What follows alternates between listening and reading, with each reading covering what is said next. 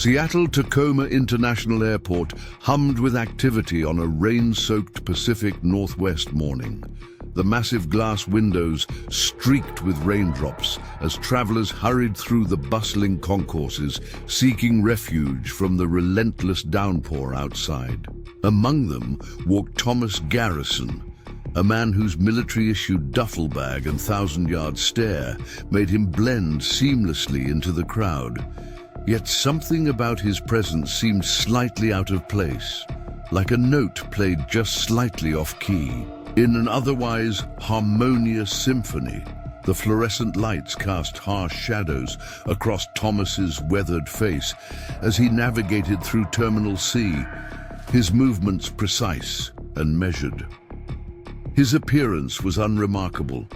Faded jeans, a plain grey Henley beneath an olive-green jacket, and well-worn combat boots that had clearly seen better days. Nothing about him should have drawn attention in the sea of travelers, and yet his eyes continuously scanned his surroundings with the hypervigilance of someone who had spent too long in places where threats lurked in every shadow. Rain pattered against the massive windows, creating a soothing backdrop to the cacophony of airport sounds. Rolling luggage, muffled announcements, and the constant hum of hundreds of conversations blending together. Thomas checked his boarding pass for the fourth time in an hour, confirming his gate number even though he had memorized it immediately. Old habits die hard. His flight to Anchorage wouldn't board for another 70 minutes, leaving him in that liminal space that airports create, neither here nor there, suspended between destinations. The coffee shop near Gate C16 offered a temporary refuge. Thomas ordered a black coffee, the strongest they had, and settled into a corner seat that allowed him a clear view of both the gate area and the main concourse. He wrapped his calloused hands around the paper cup, absorbing its warmth while fighting off the perpetual chill that seemed to have settled in his bones since returning from his last deployment 15 months ago. Thomas had spent 12 years in the Army, including 4 tours in combat zones that had left him with both visible and invisible scars. The transition to civilian life had been more challenging than he'd anticipated. The structure, purpose, and brotherhood of military service had been replaced by a disorienting freedom that often felt more like being set adrift than being liberated. Today's journey represented a fresh start, a job opportunity with a security firm in Alaska, run by a former commander who understood what it meant to rebuild a life after service. As travelers streamed past, Thomas observed them with practiced detachment, a family with young children struggling to manage both luggage and offspring, business travelers typing furiously on laptops, squeezing productivity from every spare minute, an elderly couple moving slowly but deliberately, comfortable in their synchronized rhythm. In civilian life, Thomas had discovered a peculiar loneliness that came from being surrounded by people, yet feeling fundamentally disconnected from them. He checked his watch, a practical, durable timepiece that had accompanied him through dust, storms, and firefights, and calculated the remaining wait time, 58 minutes until boarding. Thomas reached for his duffel bag, placing it on his lap with the instinctive protectiveness that came from years of never letting his equipment out of his sight. Within the bag lay everything he owned that mattered. Some clothes, his military service records, a few photographs, and a small wooden box containing items too precious to leave behind. The ordinary airport symphony of announcements, conversations, and rolling luggage was suddenly shattered by a sharp, aggressive bark, Max, a highly trained TSA canine, lunged forward with unexpected ferocity, straining against his handler's grip.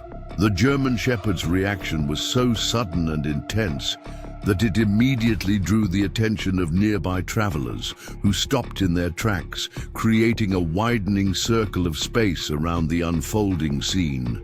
Thomas froze, his coffee cup halfway to his lips, as the dog focused intently on him, or more specifically on his duffel bag. The handler, a uniformed TSA officer named Rivera, according to his name badge, struggled to maintain control of the agitated animal. "Sir, please remain seated and place your bag on the ground," Officer Rivera commanded, his voice carrying professional authority while betraying a hint of concern at his partner's unusual behavior. Thomas complied immediately, slowly setting his bag on the floor beside him, his movements deliberate and non-threatening. The military had taught him how to respond to authority figures, how to keep his hands visible, how to appear compliant even as his mind raced through potential scenarios and escape routes. "I don't understand," he said, his voice steady despite the rapidly escalating situation. "Is there a problem with my bag?" By now, several other TSA officers had converged on the scene, forming a loose perimeter around Thomas's table. Travelers watched from a distance, phones raised to capture whatever drama was unfolding. Thomas noticed the subtle positioning of the security personnel, their stance, their hand placement near holstered weapons, the way they created angles of coverage.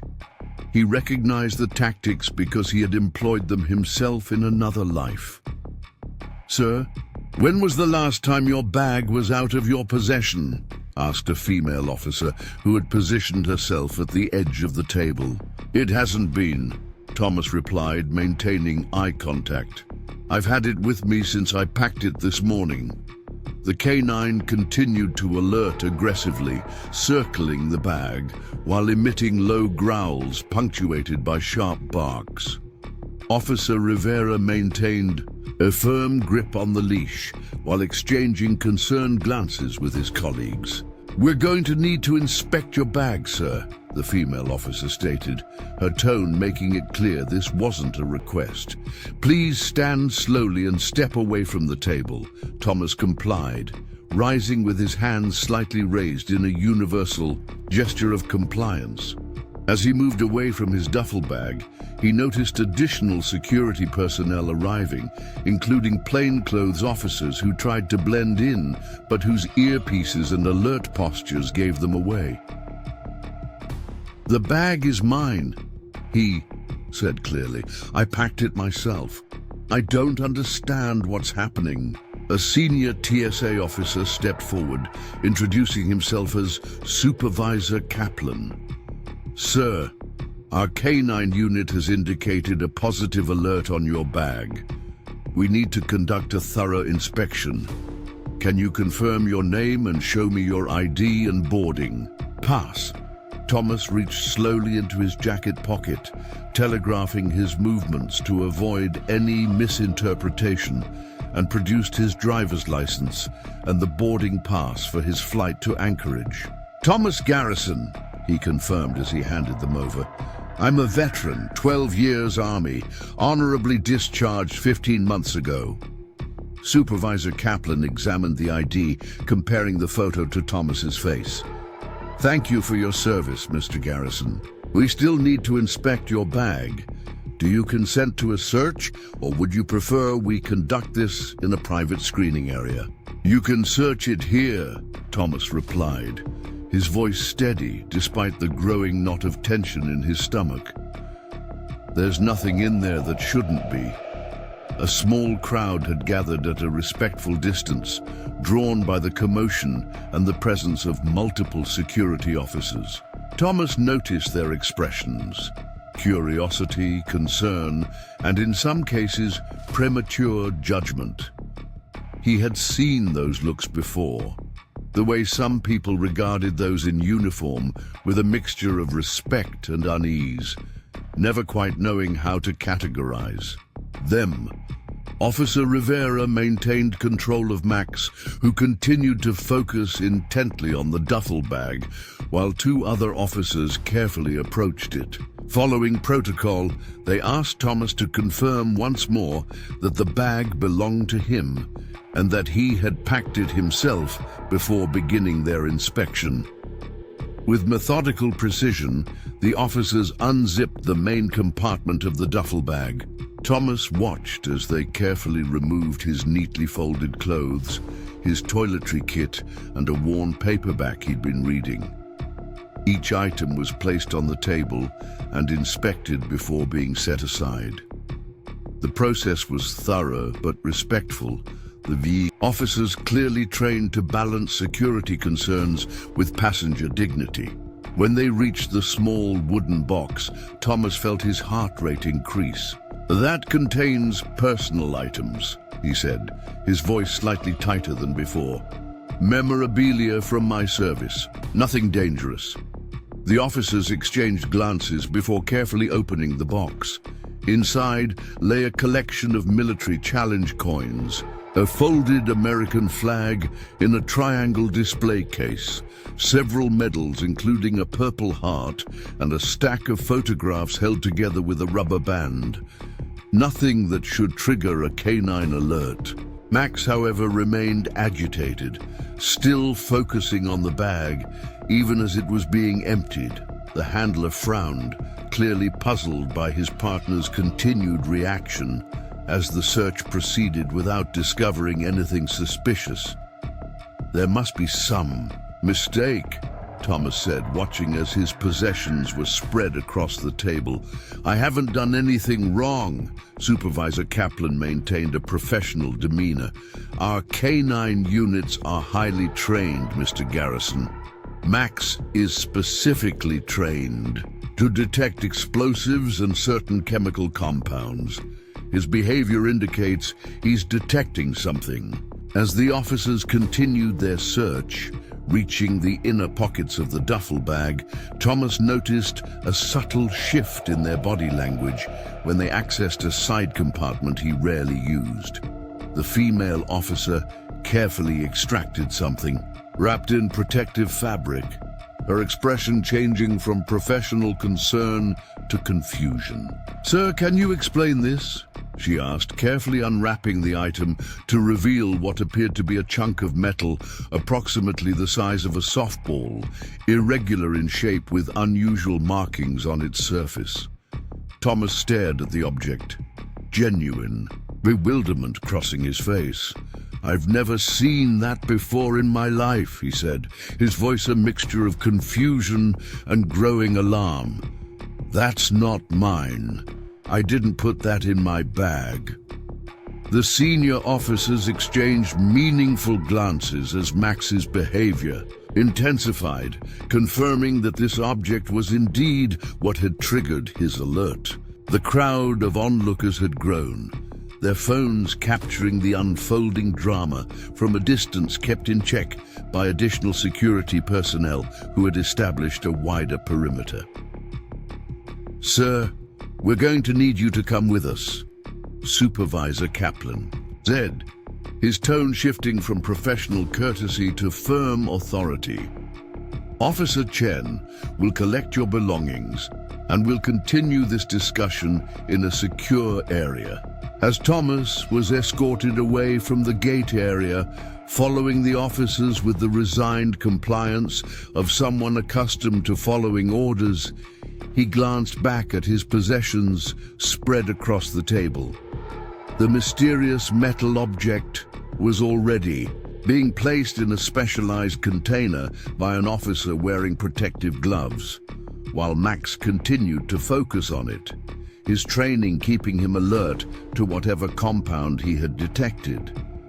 In the crowd of observers, a woman in a dark blazer watched the scene unfold with particular interest, her expression unreadable as she observed Thomas being led away. When the officers had disappeared from view with their person of interest, she quietly stepped away from the gathered onlookers, removed a phone from her pocket, and moved to a quieter area of the terminal before making a call. "It's happening. Exactly as predicted," she said quietly into the phone, her eyes still tracking the direction in which Thomas had been escorted. "They found it. Garrison appeared genuinely surprised, just as you said he would." She listened briefly to the person on the other end of the call. "Yes, I'll continue monitoring the situation. This is just the beginning." Thomas found himself in a small, windowless room deep within the airport's security area.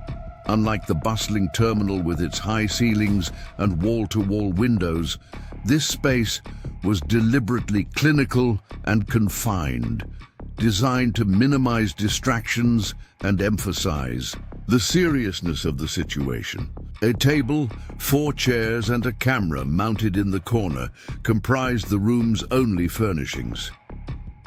Supervisor Kaplan entered the room, accompanied by a plainclothes officer who introduced himself as Agent Daniels from the Department of Homeland Security.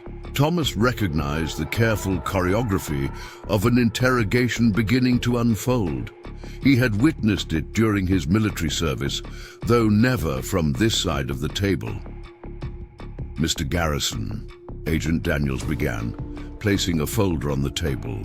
"Between them, we have some questions about the object found in your possession." "It's not mine," Thomas reiterated, maintaining eye contact. "I've never seen it before today." The agent nodded, neither accepting nor rejecting the statement. "Let's start with establishing some background. You served 12 years in the United States Army, correct? Your last deployment was to Afghanistan, and you received an honorable discharge 15 months ago." Thomas confirmed these details, recognizing the tactic. Begin with information they could verify. Establish a baseline of truth before moving to contested areas. He provided a brief overview of his military career, his specializations in logistics and security operations, and his struggles to readjust to civilian life since discharge. "And what brings you to Seattle-Tacoma International today?" Agent Daniels continued. "I'm traveling to Anchorage," Thomas explained. "A former commander runs a security consultation firm there. He's offered me a position." As the questioning continued, Thomas became increasingly aware that something about this situation extended beyond a random security check. The questions were too specific, the timing too coincidental. When asked about his activities over the past week, he described his simple routine: his small apartment in Portland, his part-time job at a hardware store, his preparation for the move to Alaska. Nothing that should have placed him on anyone's radar.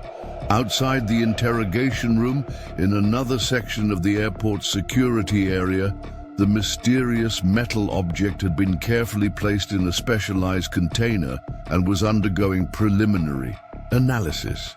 A technician in protective equipment passed a handheld scanner over the item, frowning at the readings on her device. "This isn't matching any standard explosive or chemical agent profile," she reported to the senior officer observing the procedure. "But it's definitely triggering our detection protocols. I'm getting unusual radiation signatures that don't align with any common threat materials." Back in the interrogation room, the questioning had taken an unexpected turn. "Mr. Garrison," Agent Daniels said, sliding a photograph across the table. "Do you recognize this location?" Thomas looked down at an aerial image of what appeared to be a remote military installation. Something about it tugged at his memory, but he couldn't place it.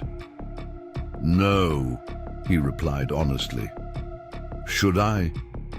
Agent Daniels maintained his neutral expression. "According to your service record, you were temporarily assigned to a specialized logistics unit supporting this facility 3 years ago during your 3rd deployment." Thomas frowned, searching his memory. I was reassigned multiple times during that deployment. There were several classified operations I supported. Without more context, I can't confirm or deny involvement with any specific installation. A subtle shift occurred in the room's atmosphere as Agent Daniels exchanged a glance with Supervisor Kaplan. Something about Thomas's answer had confirmed a suspicion or triggered a new line of inquiry. The agent opened his folder and removed another document. Mr. Garrison, are you currently experiencing any memory issues or unusual gaps in your recollection of events from your service period? The question caught Thomas off guard. Since his discharge, he had indeed struggled with fragmented memories from certain periods of his service, particularly from his later deployments.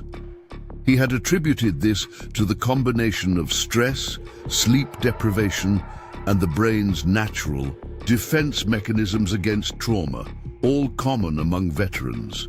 But something about the way Agent Daniels phrased the question suggested they had expected this answer.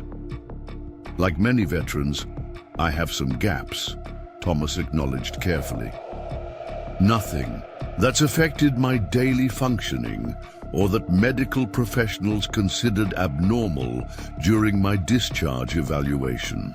As the interrogation continued, Thomas couldn't shake the feeling that he was missing crucial context, that everyone in the room knew something about him that he himself did not. The question circled back repeatedly to his final deployment, to specific missions that remained classified, and to his interactions with scientific personnel attached to military units. With each question, Thomas became increasingly certain that the mysterious object found in his bag was not there by accident. Outside the interrogation room, the analysis of the metal object had attracted additional personnel. What had begun as a routine security response had escalated to involve specialists from multiple agencies. The object had been placed in a more sophisticated containment unit and was being transported to a specialized facility for further examination. The woman in the dark blazer who had observed Thomas's initial detention now stood in the airport security command center, watching the live feed of his interrogation alongside senior security officials. Her credentials identified her as Dr. Eleanor Wright, scientific advisor to a joint task force that none of the airport personnel had heard of before today. He genuinely doesn't remember, she observed, watching Thomas's reactions closely. Just as we predicted. What exactly is he supposed to remember, Doctor? Asked the airport's chief of security, who had been drawn into the situation as it escalated beyond routine procedures. Dr. Wright's expression remained carefully neutral. That's classified at the highest levels. What I can tell you is that Thomas Garrison is not a threat. He's an asset who doesn't know his own value, carrying something far more important than anyone in that room realizes. As Thomas continued to answer questions with increasing frustration and confusion, the mystery of the object in his bag and its connection to his fragmented memories was only beginning to unfold. Whatever had caused a highly trained canine to react so aggressively at Seattle-Tacoma International Airport that rainy morning was merely the first thread in a complex web that had been years in the making. Obitati web that Thomas Garrison had unknowingly been carrying with him all along. The interrogation had stretched into its second hour when Thomas noticed a subtle shift in the room's dynamics. Agent Daniels received a text message, glanced at Supervisor Kaplan, and then abruptly changed his line of questioning. "Mr. Garrison, I'd like to show you something else," he said, producing a tablet from his briefcase. He tapped the screen several times before sliding it across the table. Do you recognize any of these individuals? Thomas studied the image. A group photograph of military personnel and civilians standing in front of what appeared to be a research facility. The location wasn't immediately familiar, but something about the mountains in the background tugged at his memory.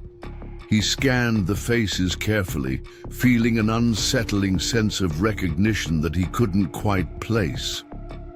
"This one," he finally said, pointing to a stern-looking man in civilian clothes standing at the edge of the group. "I think I've seen him before, but I can't place where." He studied the image more closely.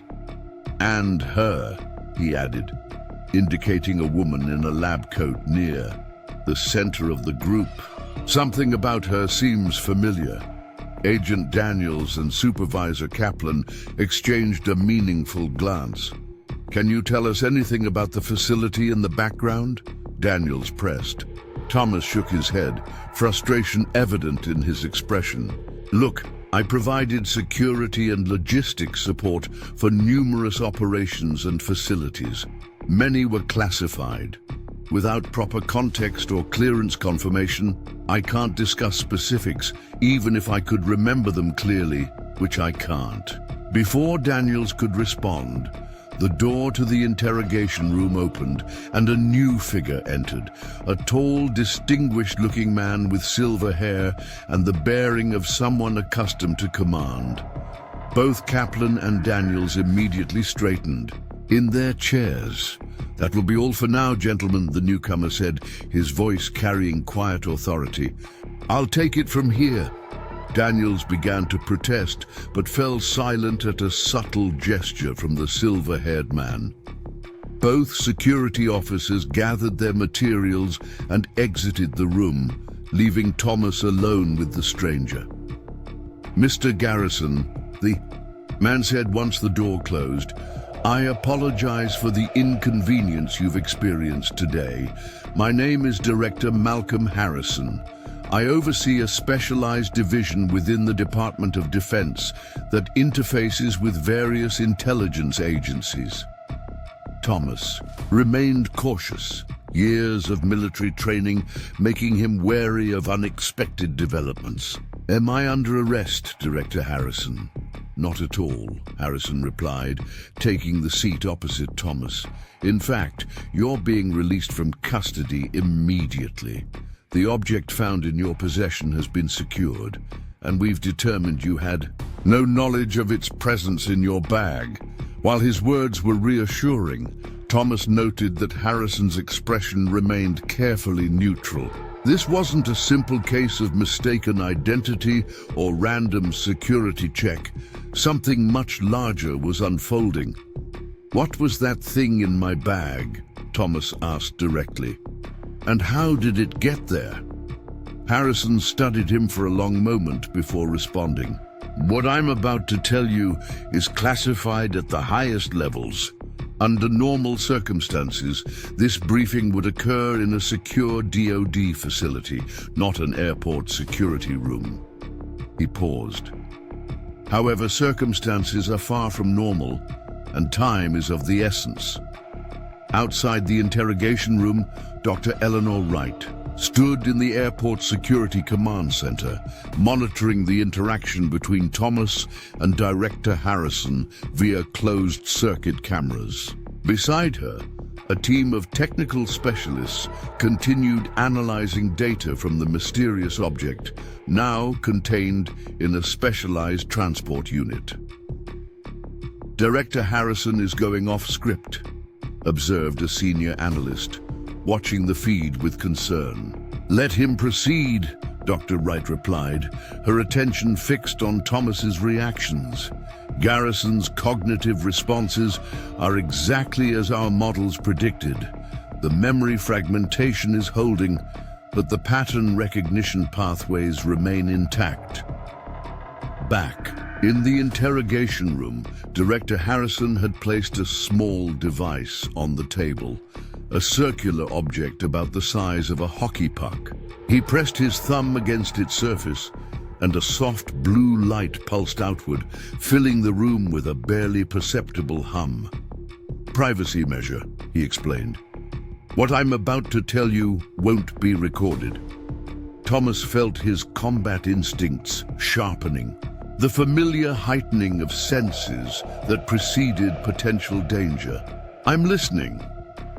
3 years ago, during your third deployment, you weren't just providing ordinary security and logistics support, Garrison began.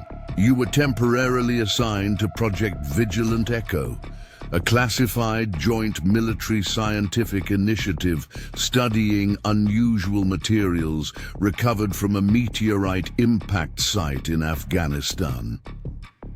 As Garrison spoke the project name, Thomas felt a jolt of recognition. Fragments of memory suddenly surfaced, a heavily fortified research compound nestled in a remote valley. Scientists in specialized equipment, late-night convoy operations transporting sealed containers. "I remember pieces of it," Thomas acknowledged, his voice tight. "But there are significant gaps." Garrison nodded, unsurprised. "Those gaps aren't accidental, Garrison. They're by design." He produced a small metallic case from his jacket pocket and opened it to reveal what looked like an ordinary military challenge coin. When he placed it on the table between them, Thomas felt an inexplicable urge to reach for it. "This is a cognitive trigger," Garrison explained. "Part of a sophisticated memory compartmentalization protocol developed for personnel involved in ultra-classified operations." "Your memories weren't lost, Thomas. They were deliberately sequestered to protect both you and the information you carry." Thomas stared at the coin, watching how the light played across its surface, revealing subtle patterns that seemed to shift when viewed from different angles. Against his better judgment, he reached out and picked it up, turning it over in his palm. The moment his fingers closed around the coin, a cascade of images flooded his mind, vivid, detailed memories that had been locked away. He saw himself in a specialized laboratory, watching scientists examine fragments of material unlike anything he'd seen before. He remembered extensive security briefings about the importance of the project, the potential applications of the material they were studying, and the critical need for secrecy. "The meteor fragment," Thomas whispered, the memories continuing to surface. "It had unusual properties, affected electronic equipment, demonstrated energy signatures that violated known physical laws." Garrison leaned forward. "What else do you remember?" Thomas closed his eyes, the memories now coming faster. "There was a breach. Someone inside the project was feeding information to outside interests. We implemented emergency protocols." His eyes snapped open. "The compartmentalization process. I volunteered for it. We hid the information in plain sight." In the security command center, Dr. Wright watched Thomas's physiological responses spike on the monitoring equipment. "It's working," she said quietly. "The cognitive triggers are re-establishing neural pathways to the sequestered memories." On a separate monitor, technical specialists continued analyzing the mysterious object from Thomas's bag. One of them turned to Dr. Wright, his expression troubled. "Doctor, the object's energy signature is becoming unstable. The containment field is holding for now, but the amplitude is increasing at a concerning rate." Dr. Wright frowned. "How long until transport arrives?" 14 minutes, the technician replied. "That may not be soon enough," she murmured, turning, her attention back to the feed from the interrogation room. Thomas was now standing, pacing the small room as more memories surfaced. "We knew someone would come for the research data. The conventional security measures weren't sufficient. Too many people involved, too many potential leaks. So we developed an alternative approach." Harrison nodded. Operation Courier. Yes, Thomas confirmed, the term unlocking another set of memories. We encoded critical research data into specialized storage mediums designed to appear as ordinary objects. Then we selected retired military personnel, individuals with proven loyalty and specific psychological profiles, to carry these objects without knowing their significance. You weren't just security for Project Vigilant Echo, Harrison said quietly. You were one of its architects. Your background in both tactical operations and information security made you invaluable to the operation. Thomas stopped pacing, a new realization dawning. The memory compartmentalization. It wasn't just about protecting the couriers. It was insurance. Even under duress, we couldn't reveal what we didn't consciously know. Precisely, Harrison confirmed.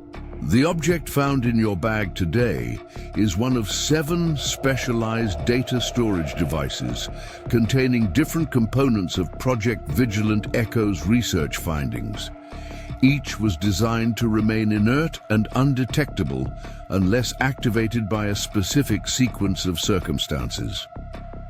What activated mine? Thomas asked. Harrison's expression grew grave. That's what concerns us. These devices were designed to remain dormant for 5 years, with activation protocols that would only trigger if specific conditions were met. Conditions that would indicate the project's security had been compromised. In the command center, alarms suddenly blared from the equipment monitoring the mysterious object. The technician's voice was tight with urgency.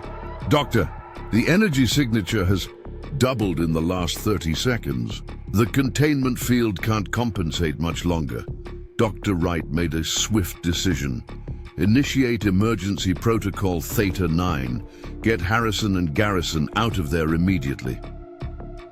Back in the interrogation room, Thomas's enhanced situational awareness, sharpened by both his military training and the flood of returning memories, picked up subtle vibrations through the floor. Something's wrong, he said, interrupting Harrison. The director nodded grimly, already on his feet. The object is destabilizing. We need to move. Now. As if on cue, the door swung open and Dr. Eleanor Wright appeared, flanked by 2 security operatives wearing distinctive tactical gear that Thomas immediately recognized as belonging to a specialized DoD response unit. Director, we need to evacuate, she said without preamble. The containment team is reporting critical amplitude increases. Harrison turned to Thomas. Mr. Garrison, this is Dr. Eleanor Wright, Chief Scientific Advisor for Project Vigilant Echo. I believe you worked closely with her 3 years ago, though those memories may still be fragmented. Thomas studied the woman, feeling another jolt of recognition. She was the woman from the photograph he'd been shown earlier, though her hair was different now, and her expression carried the weight of additional years of classified work. Doctor, he acknowledged, memories of their past collaboration still surfacing in disjointed fragments. We have no time for reintroductions, Dr. Wright said urgently. The artifact is demonstrating unprecedented activity levels. We need to get both of you to the secure transport immediately. As they moved swiftly through the back corridors of the airport's security wing, Thomas's military training kicked in, fully. He automatically assessed each intersection, noted potential choke points, and maintained awareness of their tactical positioning. Whatever had been locked away in his mind was returning rapidly now, not just memories of Project Vigilant Echo, but the specialized training and protocols that had been part of his role. The other couriers, he said as they hurried down a service corridor, have they been located? 4 of the 7, Dr. Wright replied without breaking stride. Your activation is the 5th. 2 remain unaccounted for. And the activations, They're all happening simultaneously? Harrison exchanged a troubled glance with Dr. Wright. Within a 36-hour window, something triggered the emergency protocols across all the devices concurrently. They emerged onto the tarmac, where a black Suburban with government plates waited, its engine running. As they approached the vehicle, Thomas noticed subtle details that confirmed its specialized nature: reinforced chassis, run-flat tires, and the barely visible antenna array indicating advanced communications capabilities. Before they could reach the vehicle, a deafening alarm sounded from the building behind them. Dr. Wright's phone buzzed, and her expression tightened as she read the message. "The containment field has failed," she announced, her voice clinical despite the gravity of the situation. "We have less than 3 minutes before potential energy discharge." Harrison immediately began issuing orders into his communication device, coordinating with airport security to initiate evacuation protocols for the affected areas. Thomas, meanwhile, found himself accessing specialized knowledge that had been locked away with his other memories of Project Vigilant Echo. The material responds to specific electromagnetic frequencies, he said, the information surfacing from his restored memories. "We can stabilize it temporarily by generating a counter-frequency field." Dr. Wright looked at him sharply. "The equipment required for that isn't readily available." "It doesn't need to be," Thomas replied, already moving toward the airport's perimeter fence, where a large electrical substation powered the facility. "We can repurpose the airport's power infrastructure to generate the field." Harrison hesitated only momentarily before nodding to Dr. Wright. "Go with him. I'll coordinate the evacuation." As Thomas and Dr. Wright sprinted toward the electrical substation, more pieces of Thomas's compartmentalized knowledge continued to surface. He recalled detailed specifications about the meteor fragment's unusual properties, the experiments they had conducted, and the emergency containment procedures they had developed. "We need to access the main transformer array," he called to Dr. Wright as they reached the substation fence.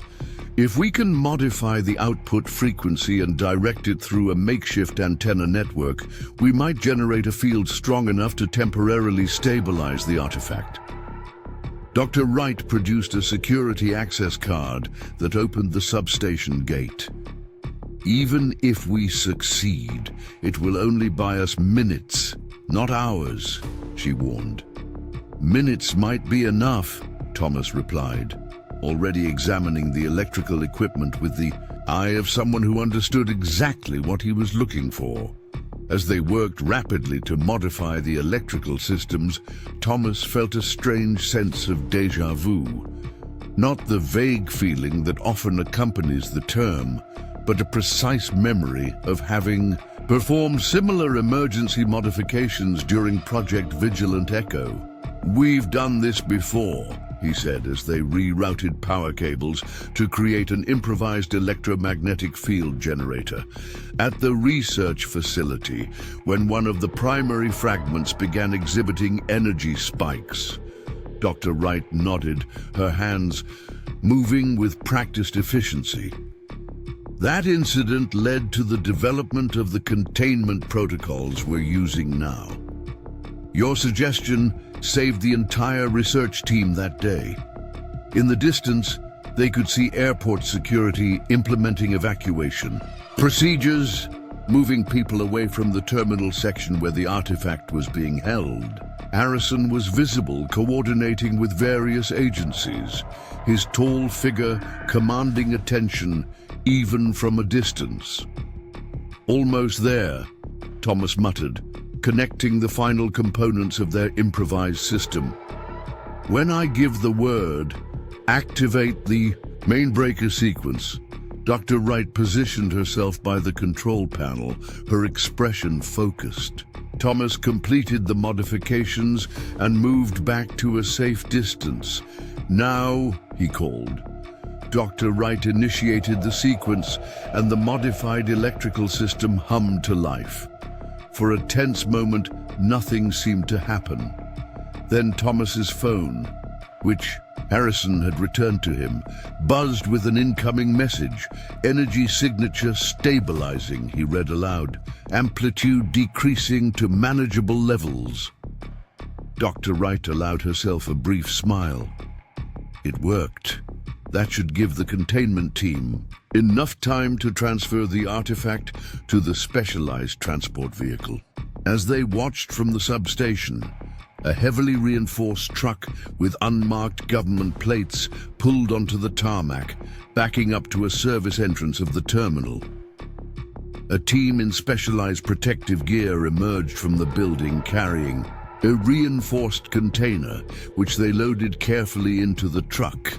"One crisis averted," Dr. Wright said, her voice betraying exhaustion beneath the professional calm. "But the fundamental question remains unanswered." Thomas nodded, understanding exactly what she meant. What activated the emergency protocols on all the artifacts simultaneously? What triggered the failsafe we designed to only activate if Project Vigilant Echo security was compromised? And more concerning, Dr. Wright added quietly, who managed to compromise a system specifically designed to be uncompromisable? As they made their way back to where Director Harrison waited, Thomas felt the weight of his restored memories. Not just the technical knowledge of Project Vigilant Echo, but the responsibility he had accepted 3 years ago when he helped design Operation Courier. He had carried a critical piece of classified research without knowing it, his mind programmed to protect information that could potentially reshape national security paradigms. The rain had stopped, leaving the tarmac glistening under the airport lights. In the distance, commercial flights continued to take off and land, most passengers completely unaware of the crisis that had nearly unfolded. Thomas watched an Alaska Airlines jet taxi toward a runway, the same airline he had been scheduled to fly with to his new life in Anchorage. "I'm not going to make that flight, am I?" he asked rhetorically. Harrison approached, having concluded his coordination with airport security. "No, Mr. Garrison, you're not. Your expertise is now critical to national security. The memory compartmentalization is reversing more rapidly than anticipated, which means you're the best resource we have for understanding what's happening with these artifacts." Thomas nodded, accepting this dramatic shift in his plans with the adaptability that had served him well through multiple combat deployments. "Where are we going?" "A secure facility where the other recovered artifacts and their couriers have been assembled," Harrison replied.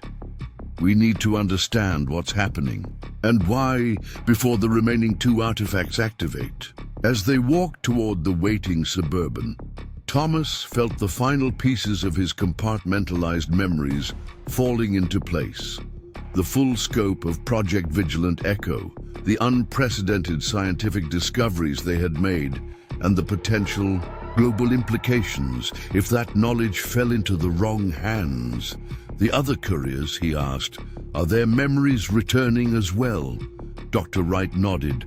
"To varying degrees, none as completely as yours, which is interesting given that you were more deeply involved in designing the compartmentalization protocols." The implications of that statement hung in the air between them as they reached the vehicle. Something about Thomas's unique role in the project had made him different from the other couriers, a difference that might prove crucial in the hours ahead. As they prepared to depart, Thomas glanced back at the airport terminal where his ordinary journey had transformed into something far more complex and dangerous. The security agent who had stopped him, the TSA canine that had alerted on his bag, what had seemed like an inconvenience, had been the first step in reactivating a classified operation 3 years in the making. "One last question," he said as they entered the vehicle. "The dog at the security checkpoint, how did it detect the artifact when our entire design principle was to make them undetectable?" Garrison and Dr. Wright exchanged a grave look before the director answered. "It didn't detect the artifact, Thomas. It detected what the artifact was doing, activating in response to an external signal that shouldn't exist." As the vehicle pulled away from Seattle-Tacoma International Airport, Thomas understood the full gravity of their situation. The carefully constructed security measures of Project Vigilant Echo had been compromised. The fail-safes they had designed were activating, and somewhere, someone had technology sophisticated enough to penetrate safeguards that had been deemed impenetrable. The race to recover the remaining artifacts and understand who had triggered their activation had begun. A race with stakes, far higher than Thomas had imagined possible when he'd arrived at the airport that morning with nothing more on his mind than a fresh start in Alaska. The Suburban moved swiftly through Seattle's rain-slicked streets, its government plates and subtle light package clearing a path through the evening traffic. Inside, Thomas sat opposite Director Garrison and Dr. Wright, his mind still processing the flood of restored memories that continued to surface with increasing clarity. Each passing minute brought new details into focus: technical specifications, security protocols, and the faces of colleagues he had worked with on Project Vigilant Echo. "The other couriers?" Thomas asked, breaking the tense silence. "Who are they?" Garrison consulted a secure tablet. "Like you, all are former military personnel who worked with Project Vigilant Echo in various capacities. Captain Rebecca Mendez, Marine Corps Intelligence; Technical Sergeant William Chen, Air Force Special Equipment Handler; Lieutenant Commander James Woodson, Navy Research Liaison; Major Diana Kapoor, Army Advanced Technologies Division." Thomas recognized the names immediately, fragments of memory connecting to each. "And the two we haven't located?" "Former Chief Petty Officer Marcus Sullivan and Captain Eric Rodriguez," Garrison replied, his expression grim. "Both were scheduled for routine check-ins last month. Neither reported. The implications hung heavily in the air. If the couriers were being systematically targeted, whoever was behind it had a sophisticated understanding of Operation Courier's security architecture. "Where are we headed?" Thomas asked, noting they were approaching the outskirts of the city, moving north toward the Cascade Mountains. "Mount Weather Research Station," Dr. Wright answered. "A secure government facility established specifically for situations like this. The other couriers and artifacts have been transported there over the past 24 hours. Thomas processed this information, linking it with his restored knowledge of contingency protocols. Mount Weather wasn't part of the original Operation Courier protocols. "No," Garrison confirmed. "The facility was designated as our response center after we detected the first artifact activation 36 hours ago. The original fallback locations were deemed potentially compromised. The terrain outside the vehicle's tinted windows grew increasingly mountainous as they ascended into the Cascades. Thomas noted the skill of their driver as he navigated the winding roads with practiced precision, maintaining an optimal balance between speed and safety. 2 additional vehicles, one ahead, one behind, completed their security convoy. Tell me about the artifacts, Thomas said, turning to Dr. Wright. What exactly are they? Dr. Wright hesitated, glancing at Garrison, who nodded his authorization. The meteor fragment recovered in Afghanistan exhibited properties that defied conventional scientific understanding, she began. It generated energy signatures that seemed to respond to specific thought patterns, essentially a rudimentary form of non-verbal human-object interaction. I remember the initial tests, Thomas said, another memory surfacing. The fragment responded differently depending on who was handling it. Exactly. Further analysis revealed it wasn't a meteorite at all, but something manufactured. A synthetic compound with properties suggesting technological development far beyond current capabilities. The implications were significant. The artifacts we created, Thomas continued, pieces falling into place. They're data storage devices that incorporated elements of the original fragment's responsive properties. Garrison nodded. Each artifact contains a portion of our research findings, encoded using technology derived from the fragment itself. The compartmentalization was both physical, splitting the data between 7 devices, and cognitive, with the courier's memories suppressed, to provide an additional layer of security. Thomas processed this information against his returning memories, and now all 7 artifacts are activating simultaneously, triggering the fail-safe protocols we built into them, which should be impossible, Dr. Wright emphasized. The activation sequence requires specific electromagnetic signatures that only 3 people knew how to generate. She paused significantly. You were one of those people, Thomas. Before Thomas could respond, their lead vehicle slowed, turning onto a nearly invisible access road carved into the mountainside. Dense evergreen forests pressed close on either side, creating a natural security corridor. After several minutes navigating the narrow mountain road, they approached what appeared to be an ordinary research station. A cluster of modernist buildings, nestled against the mountainside, their large windows reflecting the surrounding forest. Thomas immediately recognized the careful deception in the facility's design. What appeared to be architectural glass was actually ballistic material capable of withstanding significant impacts. The seemingly decorative stonework contained embedded defensive measures. Even the landscaping had been strategically designed to eliminate blind spots and create clear fields of fire if needed. Impressive, he murmured, as they passed through multiple security checkpoints, each more sophisticated than the last.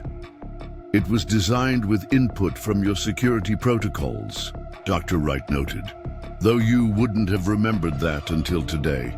The convoy finally stopped at the main building's entrance, where a security team awaited them. Thomas noticed their specialized equipment and the distinctive insignia identifying them as members of a classified special operations unit.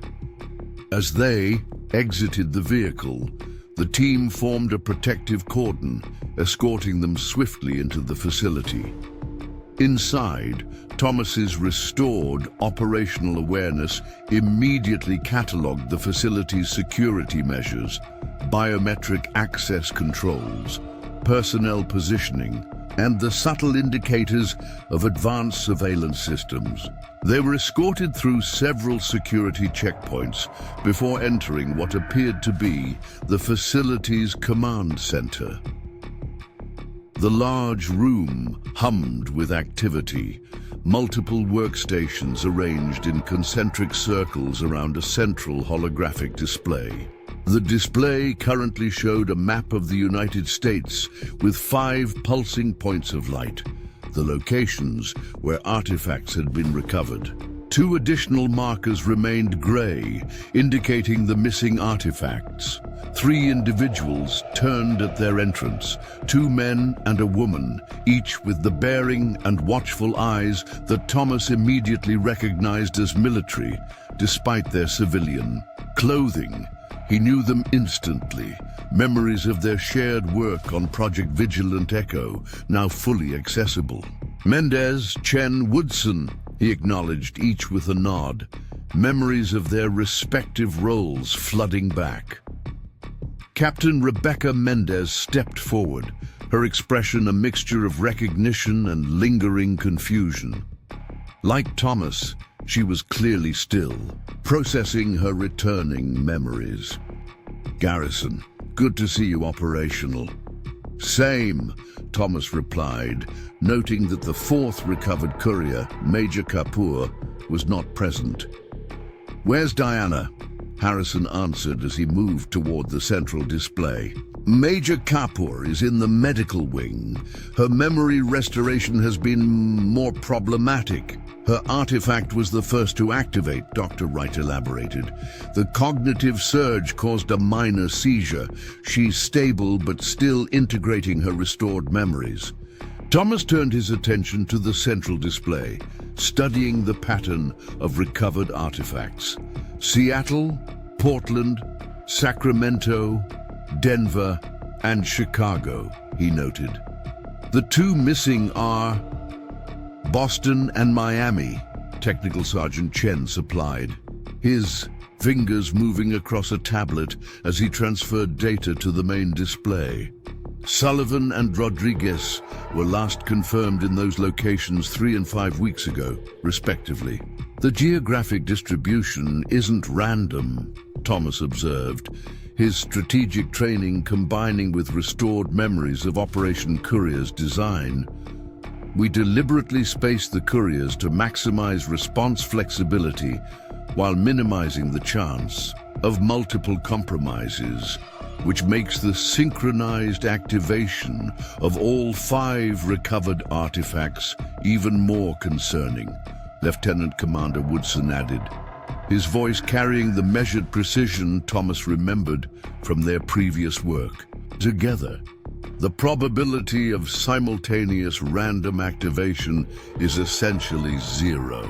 Harrison stepped to the central console, entering a security code that changed the display to show detailed readings from each recovered artifact. This is our current situation. All 5 artifacts are showing steadily increasing energy signatures. They're communicating with each other, or attempting to. Thomas studied the readings, recognizing patterns that linked directly to the research he had helped secure. They're trying to reconstitute the complete data package, he realized. Each artifact contains partial information. Together, they form the complete findings of Project Vigilant Echo. Precisely, Dr. Wright confirmed. The artifacts were designed with a fail-safe protocol. If they detected a security breach severe enough to trigger activation, they would attempt to consolidate their stored data with any other active artifacts within range. But we specifically designed them to only establish those connections in secure, authorized facilities, Thomas countered, another memory surfacing. The activation should have kept them inert until they were brought together under controlled conditions. Somehow that safeguard has been bypassed, Harrison said grimly. The artifacts aren't just activating, they're actively seeking connection with each other across significant distances. A sudden alert sounded from one of the monitoring stations. A technician called out, "Director, we're detecting a new energy. Signature, Boston artifact is now active." The display updated, the formerly gray marker for Boston now pulsing with the same rhythmic pattern as the other 5. Thomas watched as the energy readings from all 6 artifacts synchronized, their waveforms aligning with disturbing precision. They're harmonizing, Dr. Wright observed, her professional calm belied by the tension in her voice. Establishing quantum entanglement across greater distances than we believed possible. Thomas's mind raced, integrating his restored knowledge of the artifact's design with his military strategic training. "Sullivan," he said suddenly, "has anyone actually verified his status? Not just a routine check-in, but visual confirmation?" Harrison exchanged a troubled glance with Dr. Wright. "We've had no direct contact. The activation signal from his artifact is our only confirmation." "That's not enough," Thomas insisted, moving to a nearby workstation and entering credentials. He hadn't known he remembered until that moment. Sullivan was responsible for artifact security protocols. If someone wanted to compromise the system, the computer granted him access, and Thomas pulled up personnel files for all 7 couriers. "Sullivan's background is deeper black than the rest of us," he noted, scanning the heavily redacted file. "Special Activities Division before joining. Project Vigilant Echo. Specialized in deep cover operations. Captain Mendez joined him at the terminal. You think Sullivan might have been compromised? Or worse, that he was never loyal to begin with?" "I think we need to consider all possibilities," Thomas replied, his restored memories now highlighting details he had previously overlooked. "The activation of these artifacts represents a catastrophic security breach of a system specifically designed to be unbreachable. Either someone has technology sophisticated enough to bypass our safeguards, or they had help from the inside," Mendez finished, her expression hardening. Thomas turned to Harrison. "Who else knew about Operation Courier besides the 7 couriers and the leadership team?" "The full operational details were compartmentalized even within the project," Harrison replied. "Myself, Dr. Wright, General Barnes, and Dr. Levinson had complete knowledge. Approximately 12 others had partial knowledge, enough to fulfill their roles, but not enough to compromise the entire operation." "And where are those 12 now?" Thomas pressed. Harrison's expression tightened. "All accounted for and under. Surveillance since the first activation in Chicago. None have shown any suspicious activity." Another alert sounded more urgent than the first. The technician monitoring the artifact's energy signatures called out, "Miami artifact now active. All 7 artifacts are online and synchronizing." The display updated to show all 7 artifacts now pulsing in perfect synchronization, their energy signatures forming a complex, interwoven pattern. Thomas immediately recognized the implications, the complete data package of Project Vigilant. Echo was being reconstituted across the network of artifacts. "How long until full synchronization?"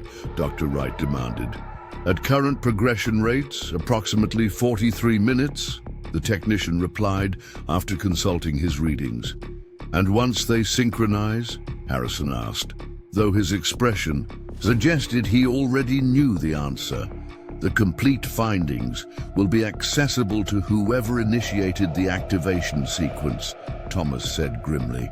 "Everything we discovered about the fragment's origins, its technological implications, and its potential applications, military and otherwise." The command center fell momentarily silent as the full gravity of the situation settled over them. Project Vigilant Echo's findings had been deemed too sensitive for conventional security protocols, precisely because of their revolutionary implications. In the wrong hands, the research could destabilize the global balance of power. "We need to disrupt the synchronization," Mendez stated, breaking the silence. "Can we take our artifacts offline somehow?" "Not without risking data corruption or worse." Dr. Wright cautioned. The artifacts are in a delicate state. Forcible deactivation could destroy the information they contain, information that represents the most significant scientific discovery in human history. Thomas moved back to the central display, studying the pattern of activations. Something about the sequence tugged at his strategic instincts. The activation started in Chicago 36 hours ago, then Denver, Sacramento, Portland, and finally, my artifact in Seattle. Now Boston and Miami within minutes of each other. The pattern spread west to east, then jumped to both coasts simultaneously, Woodson noted, joining Thomas at the display. Not random, Thomas murmured, his mind working through the implications. Deliberate. Whoever initiated this wanted us to detect the pattern, to commit our resources to tracking and recovering the artifacts in a specific sequence. A diversion, Harrison suggested. Or a trap, Thomas countered, another piece falling into place. The artifacts aren't just synchronizing their data, they're creating a network, a quantum-entangled communication system that could potentially be used to locate this facility. Dr. Wright's eyes widened as she grasped the implications. The artifact's unique properties include positional awareness. If someone has found a way to exploit that, then we've just brought 5 artifacts together in exactly the way someone wanted, Thomas finished, and they now know exactly where to find them. As if confirming his assessment, a perimeter alarm sounded throughout the facility. Security feeds on auxiliary monitors showed armed personnel approaching the facility from multiple directions, their movements coordinated and professional. Hostile forces on approach, the security chief announced, his voice calm despite the situation. Multiple entry points. Professional tactical formation. Harrison immediately activated the facility's defense protocols, security barriers dropping into place throughout the building as personnel moved to predetermined positions. How did they find us so quickly, he demanded. This facility isn't on any official registry. Thomas watched the security feeds, noting the precision with which the attacking force moved. They're not finding us, he realized. They're following the artifacts. The activation sequence wasn't just about accessing the data, it was about creating a beacon. On the central display, the energy signatures from the 7 artifacts had formed a new pattern, one that pulsed outward like a homing signal. The facility's advanced sensors detected unusual energy readings surrounding the perimeter, readings that matched the artifact's unique signature. They've weaponized the technology, Dr. Wright whispered. Professional detachment giving way to stunned realization. They're using the artifact's quantum properties to coordinate their attack. Thomas's military training took over as he assessed their tactical situation. The facility was well defended, but designed primarily for secrecy rather than withstanding. A coordinated assault. If the attacking force had technology derived from Project Vigilant Echo's research, conventional defenses might prove insufficient. We need to break the synchronization pattern, he stated firmly, not by deactivating our artifacts, but by moving them. If we can separate them enough to disrupt the quantum entanglement, the attacking force would lose their coordination. Advantage, Mendez finished, already seeing where Thomas's strategy was heading. Harrison nodded sharply. Prepare transport for immediate artifact evacuation. Separate teams, separate routes, maximum distance between each artifact. As the command center erupted into organized activity, Thomas turned to Dr. Wright. The original research indicated the entanglement had distance limitations. What was the maximum tested range? 300 kilometers, she replied. Beyond that, the connection became unstable. Then we need to exceed that distance, Thomas decided, and quickly, before they breached the perimeter. Outside, the attacking force had established positions around the facility, their movements visible on the security feeds. Thomas noted their equipment, advanced tactical gear with unusual modifications he didn't recognize. Whatever organization they represented, they had resources and technology beyond standard military or private security capabilities. Garrison approached Thomas as evacuation preparations continued around them. "I'm placing you in charge of the primary artifact, the one recovered from your possession. Your restored memories make you the most knowledgeable about its properties and the most capable of handling any contingencies." Thomas nodded, accepting the responsibility. As a soldier, he had led men into combat zones and secured critical objectives under fire. But this mission carried stakes beyond anything he had previously encountered. The artifact technology could reshape global security paradigms, for better or worse. "Or what about the other couriers?" he asked. "Each will escort their respective artifact," Garrison confirmed. "Different directions, different transportation methods. We'll reconvene once we've broken the synchronization pattern and neutralized the immediate threat." On the security monitors, the attacking force began its advance, moving with coordinated precision toward the facility's access points. Whatever window they had for evacuation was rapidly closing. Thomas turned to his fellow couriers, Mendez, Chen, and Woodson, seeing in their expressions the same determined focus he felt. Through a quirk of fate or carefully designed security protocols, they had become the last line of defense, protecting technology with implications beyond national security. "Gear up," he told them. "We move in 5 minutes. Separate exits, communication. Blackout once clear of the facility. Trust the protocols we designed, even if we're only now remembering them."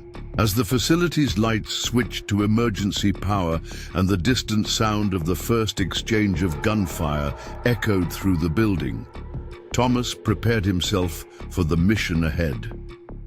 What had begun as a routine trip to the airport had evolved into something far beyond ordinary understanding. The weight of the knowledge now restored to his mind was matched only by the responsibility that came with it. Somewhere in the mountains of the Pacific Northwest, a battle had begun for control of technology that could change the course of human history. And Thomas Garrison, veteran and unwitting courier, now stood at the center of that storm.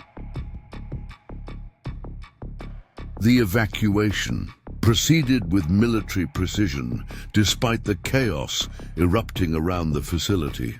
Thomas moved swiftly through the building's eastern service corridor, the specialized containment case housing his artifact secured firmly against his body.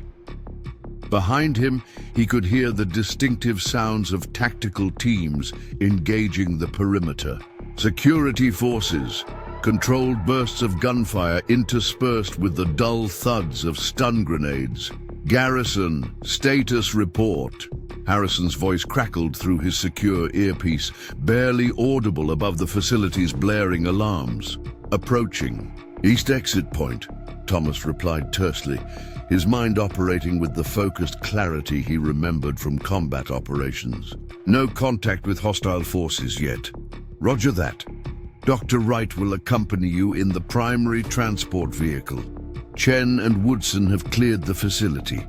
Mendez is pinned down near the western exit, but reports she can hold position." Thomas processed this information as he navigated a series of reinforced security doors, each requiring biometric authentication. Dr. Wright waited at the final checkpoint, her typically composed demeanor now tense with controlled urgency. "The artifact's energy signature is fluctuating," she informed him. holding up a specialized tablet displaying real-time readings.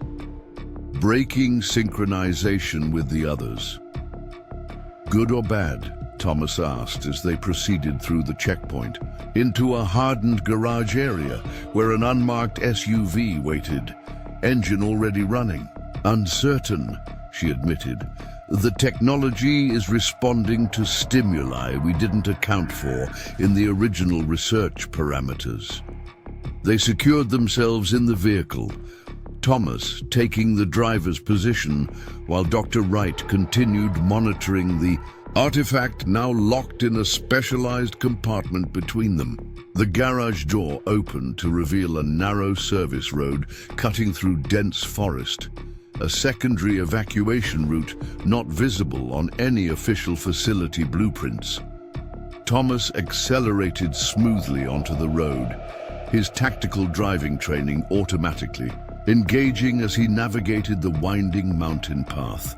In his rear-view mirror, black smoke now rose from multiple points around the Mount Weather facility.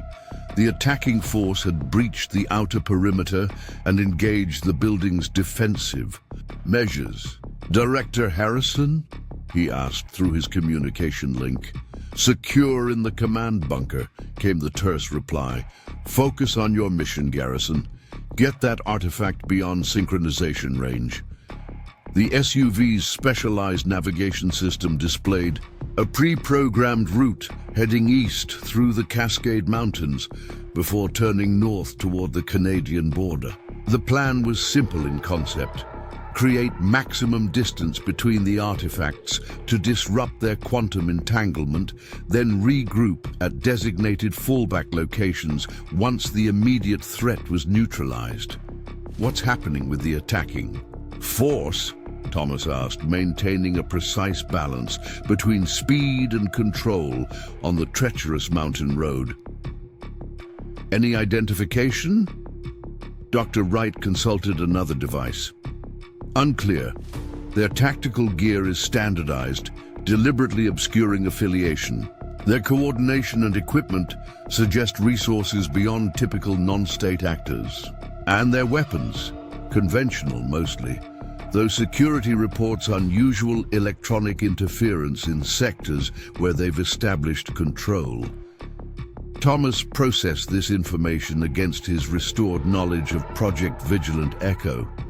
"They've already weaponized aspects of the fragment technology," he concluded. "Probably focused on communication and coordination applications first, the easiest to adapt from the research data. Which means they have at least partial access to the project findings," Dr. Wright agreed, her expression grim. "Though without the complete data set from all 7 artifacts, their applications would be limited and potentially unstable." Thomas checked the specialized display monitoring the artifact's energy signature.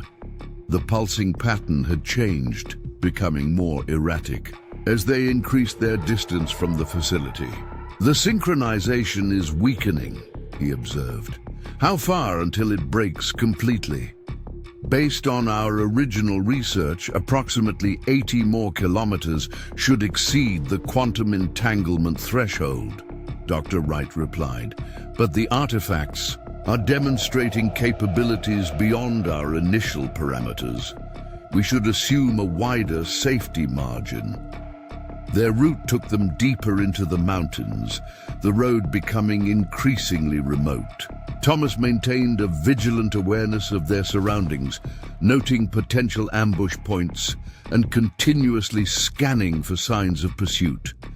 His restored memories included detailed tactical protocols specifically designed for artifact transport, alternating routes, avoiding predictable patterns, maintaining communications discipline.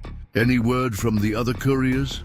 he asked after they had traveled in focused silence for several minutes. Dr. Wright checked their secure communication system. "Chen reports successful extraction, heading south. Woodson also clear, moving west. Mendez," she paused, her expression tightening. Mendez's transponder signal was lost 12 minutes ago. Thomas absorbed this news with the compartmentalized emotional response his military training had instilled. Concern for his fellow courier would not help their current mission.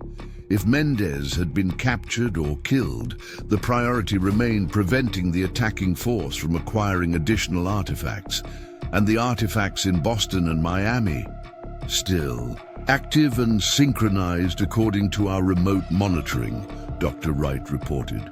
But we've lost direct access to their detailed telemetry. Something is interfering with our monitoring systems. As they reached a higher elevation, the forest, thinned enough to provide a clear view back toward the Mount Weather facility. Black smoke now billowed from multiple points in the complex, and Thomas could see helicopter activity circling the area, likely news organizations responding to what would appear to civilians as a forest fire or industrial accident. They won't maintain operational security for long, Thomas noted. Too many witnesses, too much activity. The facility has established protocols for such situations, Dr. Wright replied. A controlled chemical spill narrative has already been dispatched to regional authorities and media outlets. Thomas nodded, familiar with such deception measures from his military experience. His attention shifted to a new alert on their vehicle's specialized detection system, approaching aircraft, moving fast and low, following their route with suspicious precision. "We've got company," he announced, immediately adjusting their course to a smaller, less visible Forest Service road branching from their primary route. Helicopter coming in from the southeast, unmarked, not matching any friendly transponder. Codes. Dr. Wright's expression remained composed even as she secured additional restraints around the artifact container. They're tracking the artifact's energy signature. The quantum entanglement is acting as a beacon. Thomas pushed the vehicle harder, utilizing the specialized handling capabilities and reinforced chassis to navigate terrain that would damage conventional vehicles. His mind rapidly calculated options. Continuing to run would eventually lead to interception, given the helicopter's superior mobility. They needed to disrupt the tracking method, the artifact's containment case, he said, a memory of the technical specifications surfacing. It has an emergency dampening mode, doesn't it? Something that would temporarily suppress the energy signature? Yes, but it would only buy us minutes at most, Dr. Wright replied. And activating it requires stopping the vehicle. The procedure cannot be performed while in motion due to the sensitive calibration required. Thomas scanned the terrain ahead, identifying a potential location, a dense cluster of trees beside a rock formation that would provide momentary concealment from aerial observation.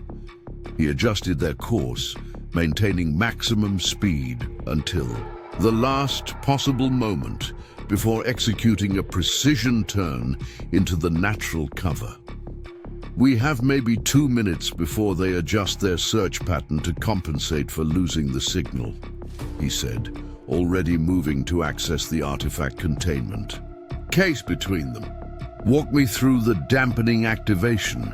Dr. Wright quickly entered a series of commands on the case's integrated control panel. Primary authentication required. Thomas placed his palm on the biometric scanner, then entered a 10-digit code that had been locked in his compartmentalized memories until today. The case hummed as internal mechanisms reconfigured. "Secondary authentication," Dr. Wright prompted. She placed her own palm on the scanner, then entered her unique code. The case emitted a soft pulse as additional security measures disengaged. Final. "Sequence requires simultaneous authorization," she instructed. 3, 2, 1. They both pressed their thumbs against specialized sensors on opposite sides of the case. The container's status indicators shifted from green to amber as the dampening field activated, suppressing the artifact's unique energy signature. Dampening field active, Dr. Wright confirmed. Estimated effective duration, 11 minutes with current energy levels. Thomas was already back in the driver's seat, restarting the vehicle and calculating their next move. The helicopter's distinctive sound had grown closer, its search pattern now visible through gaps in the forest canopy. We need to separate, he decided, the tactical analysis clear in his mind. They're tracking both the artifact and likely our vehicle's electronic signature. If we split up, we increase the chances of at least one of us reaching the extraction. A point, Dr. Wright nodded, understanding the logic but clearly concerned. The artifact should remain with you. Your restored memories make you better equipped to handle any technical contingencies. Agreed, Thomas replied, already implementing the backup protocols that had surfaced in his restored memories. He reached behind his seat, retrieving a specialized backpack designed for secure transport. Transfer the artifact to this. I'll proceed on foot through the forest. The terrain will provide better concealment from aerial surveillance. And me, Dr. Wright asked, already helping to transfer the artifact to the backpack's reinforced compartment. Take the vehicle and continue on the planned route. They'll likely split their pursuit forces between us, diluting their effectiveness.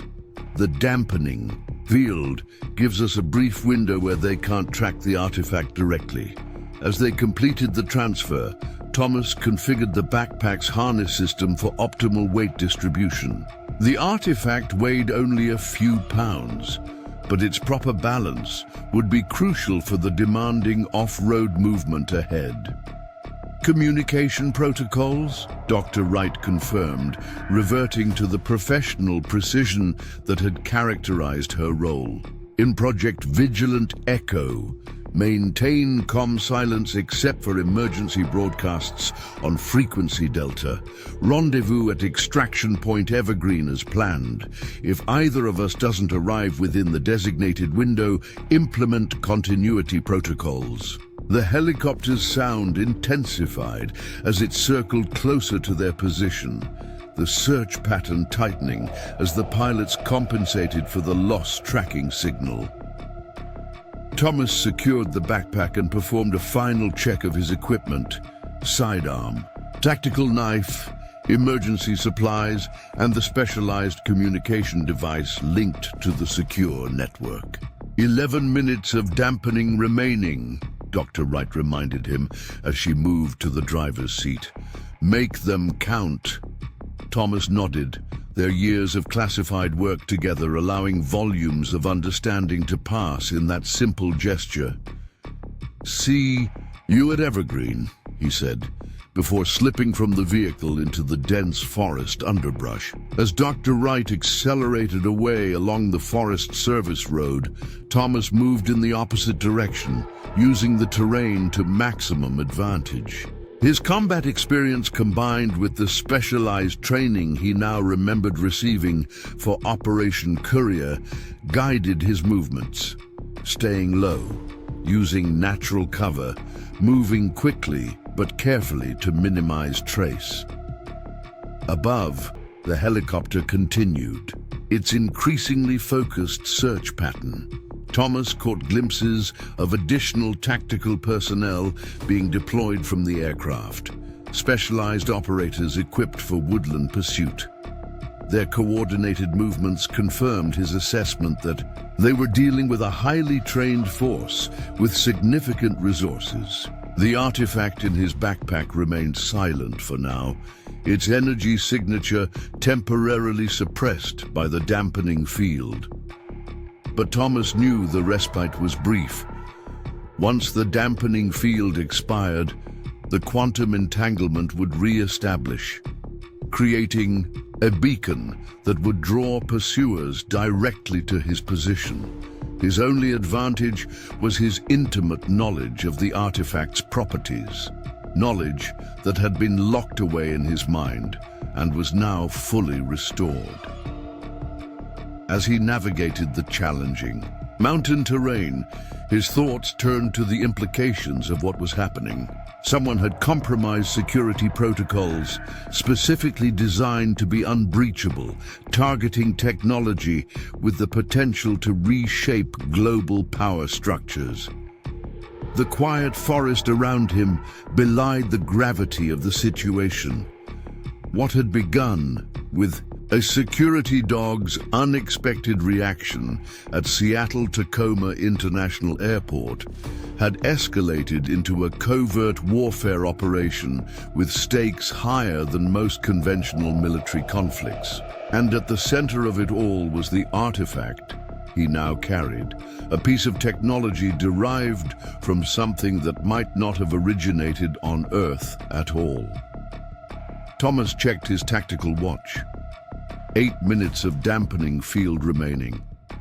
He increased his pace, pushing deeper into the wilderness, determined to reach terrain that would provide maximum tactical advantage once the artifact inevitably began broadcasting its position again. The race had only just begun. Thomas moved through the dense forest with practiced efficiency, each step deliberately placed to minimize noise and visible traces of his passage. His restored memories included specialized training for wilderness, evasion, techniques for obscuring tracks, optimal movement patterns, and natural navigation methods. The weight of the artifact in his specialized backpack felt increasingly significant, both physically and metaphorically, as he penetrated deeper into the Cascade wilderness. The tactical watch on his wrist showed 3 minutes remaining on the dampening field. Soon, the artifact would resume broadcasting its unique energy signature, creating a beacon that would draw pursuers directly to his position. Thomas needed to maximize his advantage before that happened. He paused briefly at a small stream, using the flowing water to mask his trail while evaluating his surroundings. The mountain terrain offered both challenges and opportunities. Difficult movement, but excellent natural concealment. Limited access routes for pursuers, but fewer escape options if cornered. Thomas filled his water container and took a moment to check the specialized monitoring device attached to the artifact backpack. The readings showed the expected energy fluctuations as the dampening field began to degrade.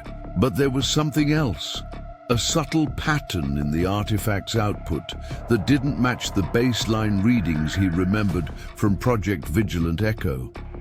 The artifact wasn't just attempting to re-establish synchronization with the others. It was generating new communication protocols. This development aligned with Dr. Wright's observation that the artifacts were demonstrating capabilities beyond their original parameters. The technology was evolving, perhaps in response to the unauthorized activation sequence, or possibly due to properties of the original fragment that they hadn't fully understood. The distant sound of the helicopter had faded temporarily, likely diverted to pursue Dr. Wright in the vehicle. Thomas knew this respite wouldn't last long. Once the dampening field failed completely, aerial resources would immediately redirect to his position. 1 minute remaining. Thomas made a tactical decision, moving toward higher ground rather than continuing along the watercourse as conventional evasion doctrine would suggest. His reasoning was twofold. The artifact's signal would propagate more effectively at elevation, potentially creating confusion about his precise location, and the rocky terrain would make ground pursuit more challenging for teams not intimately familiar with the area. As he ascended a steep, wooded slope, another memory surfaced. A conversation with Dr. Levinson, one of Project Vigilant Echo's lead scientists, about the fragment's unusual properties. It doesn't just store information, Levinson had explained during a late-night laboratory session. It processes it, adapts to it, almost as if it's learning. At the time, the statement had seemed like the enthusiastic hyperbole of a scientist, captivated by a revolutionary discovery. Now, with the artifacts demonstrating unexpected behaviors, Thomas wondered if Levinson's assessment had been more literal than anyone realized. The dampening field expired as Thomas reached a ridge overlooking a steep valley. He immediately detected the change, a subtle vibration from the backpack as the artifact resumed its normal energy output. According to his restored knowledge of the technology, the quantum entanglement would re-establish almost instantly, creating a connection with the other active artifacts regardless of distance. Thomas secured himself in a position that offered good visibility while providing natural cover. From this vantage point, he could observe approaching threats while planning his next movement. The tactical situation was challenging, but not unfamiliar to someone with his background, outnumbered in hostile territory, carrying critical cargo that couldn't be abandoned. His secure communication device vibrated with an incoming transmission on the emergency channel. Despite the established protocol for communication silence, Thomas accepted the connection, recognizing the priority override code. "Garrison, this is Harrison," came the director's voice, tense but controlled. "Situation update. Facility perimeter has been breached. Hostiles have secured the command center. Dr. Wright's vehicle was intercepted approximately 10 minutes ago. Status unknown." Thomas processed this information with the emotional discipline of a veteran operator. "Understood. Other couriers?" Chen and Woodson still mobile, maintaining artifact separation as planned. "Mendez." Harrison paused. "We've confirmed Mendez is KIA. Her artifact has been compromised." The news of Mendez's death hit with the dull impact Thomas had experienced too many times during his military service. The loss of a comrade registered, acknowledged, and necessarily compartmentalized until the mission was complete. "The compromised artifact?" Thomas asked, focusing on tactical implications. "Being transported to an unknown location. We're tracking its energy signature but losing resolution as distance increases. More concerning, the Boston and Miami artifacts are converging. Sullivan and Rodriguez appear to be working together." This revelation confirmed Thomas's earlier suspicion about potential insider involvement. Sullivan was always the weak link, he assessed. Memories of the man's background in deep cover operations surfacing. His psychological profile showed higher than baseline detachment scores, ideal for certain operations, but a vulnerability for this type of assignment. "Agreed," Harrison replied grimly. "Current assessment suggests Sullivan may have been compromised prior to the memory compartmentalization process. If so, he could have built-in backdoor access to the artifact security protocols." The tactical picture was becoming clearer and more concerning. If Sullivan had been working against Project Vigilant Echo from within, the entire security architecture could be compromised in ways they hadn't anticipated. "New instructions?" Thomas asked, already calculating adjustment options for his current extraction plan. Primary objective remains unchanged. Maintain artifact separation to prevent complete data reconstitution. However, fallback locations may be compromised. Transmitting new coordinates now. Thomas's device displayed the updated extraction point, a remote airfield near the Canadian border, significantly farther than their original destination. The increased distance would require sustaining evasion protocols for nearly 12 additional hours. A challenging prospect with active pursuit and an artifact broadcasting its location. Acknowledged, Thomas confirmed. Any additional resources available? Negative. All available assets are engaged containing the breach at Mount Weather or tracking the compromised artifacts. You're on your own until you reach the extraction point. The communication ended, leaving Thomas to reassess his tactical options. The helicopter sound was returning, now accompanied by the distinctive rhythm of a second aircraft approaching from the east. The pursuit forces were regrouping, likely coordinating based on the artifact's reactivated signal. Thomas studied his topographical display, identifying a potential route that balanced concealment opportunities with efficient movement toward the new extraction coordinates. The terrain would become increasingly rugged, offering better defensive positions but requiring more technical movement skills.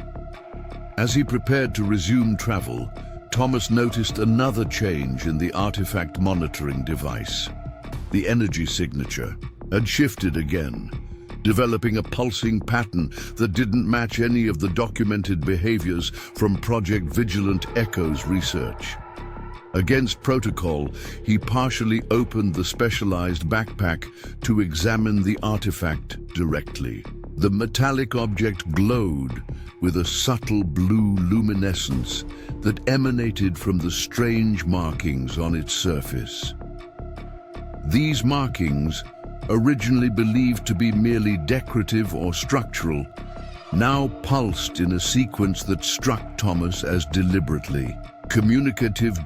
A memory surfaced of early experiments with the original fragment before it had been divided and incorporated into the 7 artifacts.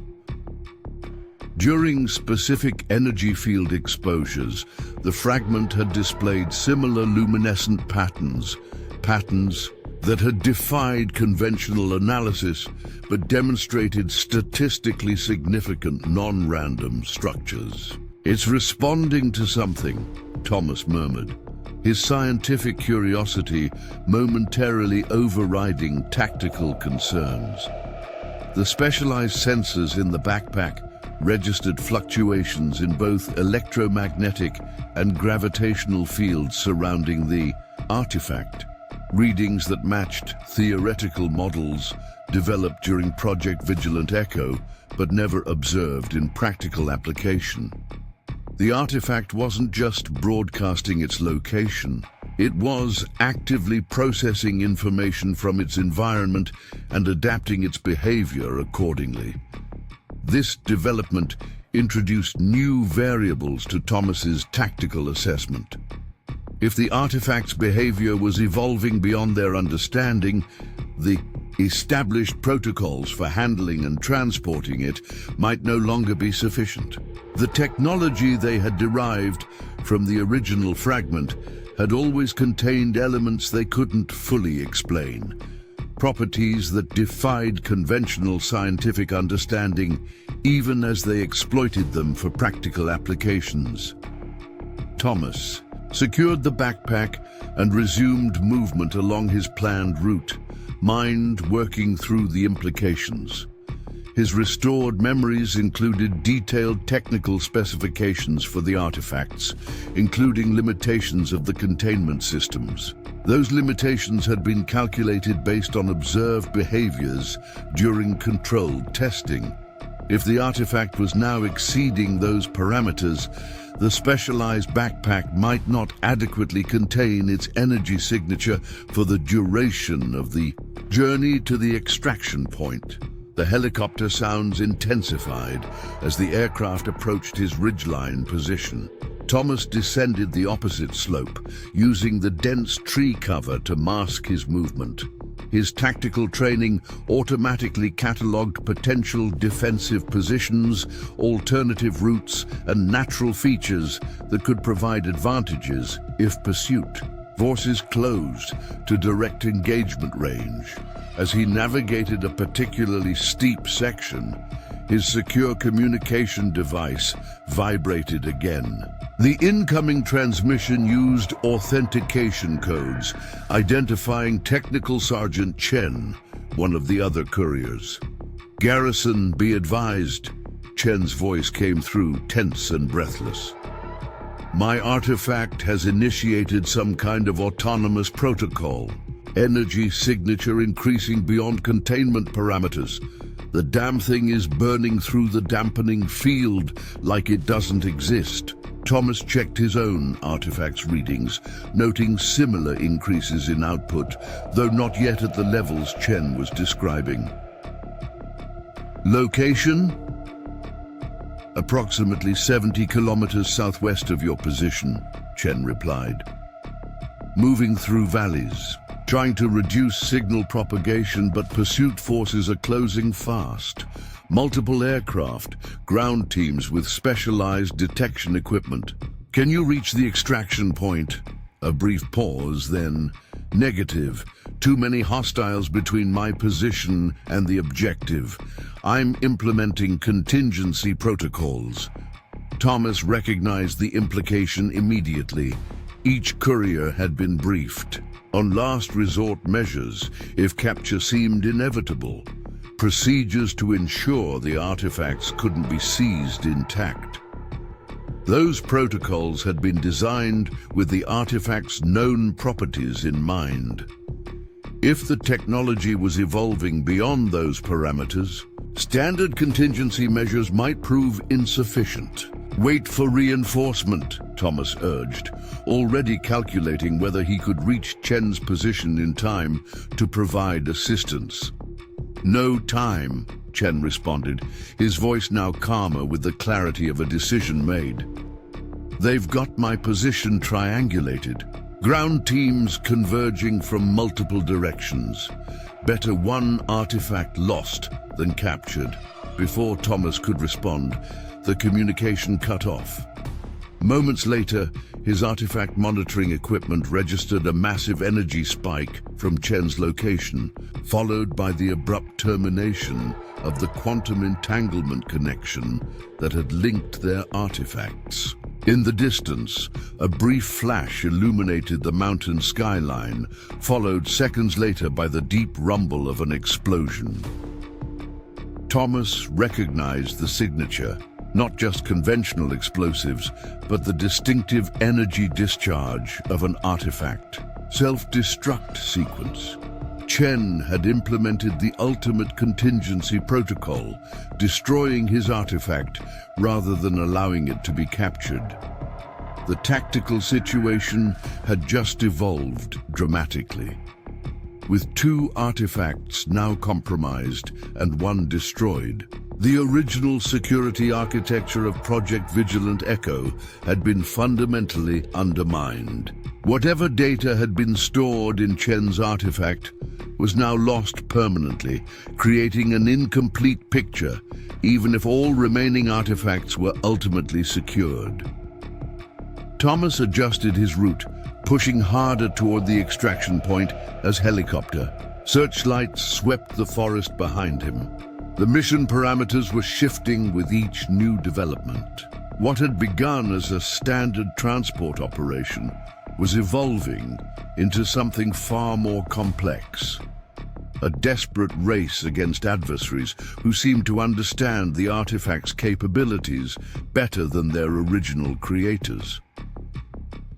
As he moved through the darkening forest, Thomas couldn't shake the sense that the artifact in his backpack was not merely cargo to be delivered, but an active participant in the unfolding situation. Its changing energy patterns and evolving behavior suggested a level of autonomy that went beyond their original understanding of the technology. The night closed in around him, the mountain wilderness offering concealment, while the artifact he carried continued its silent, incomprehensible communication with forces Thomas was only beginning to understand. Whatever had been discovered in that remote Afghan valley 3 years ago, it was becoming increasingly clear that Project Vigilant Echo had only scratched the surface of its true nature and capabilities. Night had fully descended on the Cascade Mountains, transforming the wilderness into a landscape of deep shadows and subtle movements. Thomas navigated by starlight and the occasional assistance of night vision equipment, his progress slowed by the challenging terrain and the need for extreme caution. The pursuit forces had established a perimeter, their helicopter assets maintaining search patterns that gradually tightened around his general vicinity. The artifact in his backpack continued its enigmatic behavior, its energy signature fluctuating in patterns that suggested some form of active processing. The monitoring equipment displayed readings that exceeded theoretical parameters established during Project Vigilant Echo's research phase. Whatever the artifact was doing, it went beyond the capabilities they had documented and understood. Thomas paused at the edge of a steep ravine, using the moment to check his secure communication device. No new transmissions from Garrison or the remaining couriers. After Chen's sacrifice, operational security protocols would have been elevated. Communication restricted to absolute emergencies only. The absence of messages could be interpreted as either positive or deeply concerning. A sudden fluctuation in the artifact's energy output drew Thomas's attention. The specialized sensors registered a spike, followed by a sustained increase in both amplitude and frequency. More concerning, the pattern seemed to align precisely with the timing of pursuit aircraft movements, almost as if the artifact was responding to their presence. This correlation reinforced Thomas's growing suspicion that the technology possessed capabilities beyond passive data storage. The original meteorite fragment had demonstrated unusual properties during initial testing, including apparent responses to specific electromagnetic fields. But those responses had been limited and inconsistent. What Thomas was observing now suggested a much more sophisticated level of interaction. He secured the monitoring equipment and continued his movement, choosing a path that utilized natural terrain features to minimize exposure to aerial observation. The ravine offered a challenging but effective route. Its steep sides would shield him from direct sight, while the flowing water at its base would mask thermal signatures that might otherwise be detected by advanced imaging systems. As Thomas descended carefully into the ravine, his tactical awareness detected subtle changes in the pursuit pattern. The helicopters had adjusted their search grid, concentrating resources in a sector that didn't align with his actual position. Something was drawing them elsewhere, creating a temporary window of opportunity. The artifact monitoring device provided a potential explanation. Its reading showed the quantum entanglement connection pulsing in a directed pattern, effectively projecting a stronger signal in a specific direction away from Thomas's location.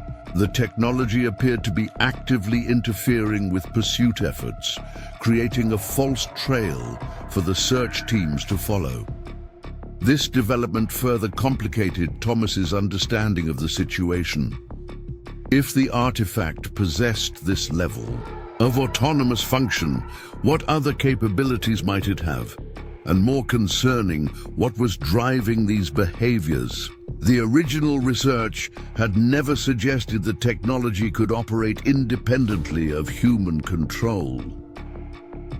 Thomas reached the base of the ravine and began moving along the watercourse, maintaining careful footing on the slippery rocks while keeping his equipment dry, The flowing water would provide excellent concealment from conventional tracking methods, but he remained concerned about the artifact's energy signature. Even with its apparent efforts to misdirect pursuit forces, the quantum entanglement connection still linked it to the other active artifacts. His secure communication device vibrated with an incoming transmission. The authentication codes identified Lieutenant Commander Woodson, the remaining active courier besides Thomas himself. "Garrison, be advised," Woodson's voice came through, maintaining professional calm despite obvious tension. "My artifact's behavior has changed significantly. It appears to be attempting to establish a direct connection with yours, bypassing the standard entanglement protocols." Thomas checked his own monitoring equipment, confirming Woodson's observation. The artifacts were indeed communicating in a new pattern, exchanging data at an unprecedented rate. "Same here. Any insight on what they're doing?" "Negative," Woodson replied, "but the energy output is increasing beyond containment specifications. If this continues, my transport case will fail within approximately 47 minutes. This timeline created a new tactical problem. The extraction point was still several hours away, even under optimal conditions. If Woodson's artifact breached containment before reaching secure handling facilities, the consequences could be severe. Not just exposure of classified technology, but potential energy discharge, similar to what had occurred when Chen implemented self-destruct protocols. "Your position?" Thomas asked, already calculating potential rendezvous options. "Approximately 35 kilometers northwest of your current coordinates, moving along Highway 20 in a requisitioned civilian vehicle. Limited pursuit at present, but that will change when the containment case fails." Thomas made a rapid tactical assessment. Continuing separately maintained the advantage of divided targets, but with artifacts now demonstrating unexpected autonomous behaviors, combining resources might provide better options for managing the technology until extraction. Change of plan, he decided. Rendezvous at coordinates Echo 79, estimated arrival time 90 minutes from Mark. He transmitted the location, a remote fire observation station that his restored memories identified as a designated emergency fallback point for classified operations in the region. "Acknowledged," Woodson confirmed. "Be advised, satellite monitoring indicates increased activity at previously identified hostile staging areas. Multiple teams deploying coordinated movement patterns." This information suggested the opposing force was committing additional resources, perhaps responding to Chen's artifact destruction by escalating their efforts to secure the remaining technology. With Mendez's artifact already captured and Sullivan apparently compromised, the balance was shifting dangerously toward whoever was orchestrating this operation. Thomas adjusted his route, abandoning the ravine for more direct movement toward the rendezvous coordinates. The risk of faster travel through less concealed terrain was offset by the increasing urgency of the situation. If the artifacts continued evolving beyond their containment parameters, the priority shifted from evasion to securing the technology before catastrophic failure. As he navigated the challenging mountain terrain, Thomas's restored memories continued providing context to the unfolding crisis. Project Vigilant Echo had begun as a standard material analysis operation following the recovery of an unusual meteorite fragment in Afghanistan. Initial tests had revealed properties that defied conventional scientific understanding, a crystalline structure that stored and processed information in ways that surpassed any known technology. Further research had discovered that the fragment responded to specific mental patterns, establishing a form of direct interface between human cognition and the material's information processing capabilities. This discovery had immediately elevated the project's classification and expanded its scope, bringing in specialists from diverse scientific and military disciplines. Thomas had been attached to the project initially as security lead, but his background in tactical information management had quickly made him integral to the research team. When they discovered the fragment's potential applications, particularly in secure communication and data storage, he had helped design the compartmentalization protocols that eventually became Operation Courier. The artifact in his backpack vibrated again, drawing Thomas's attention to the monitoring device. The energy signature had stabilized into a new pattern, less erratic, but significantly more powerful than baseline parameters.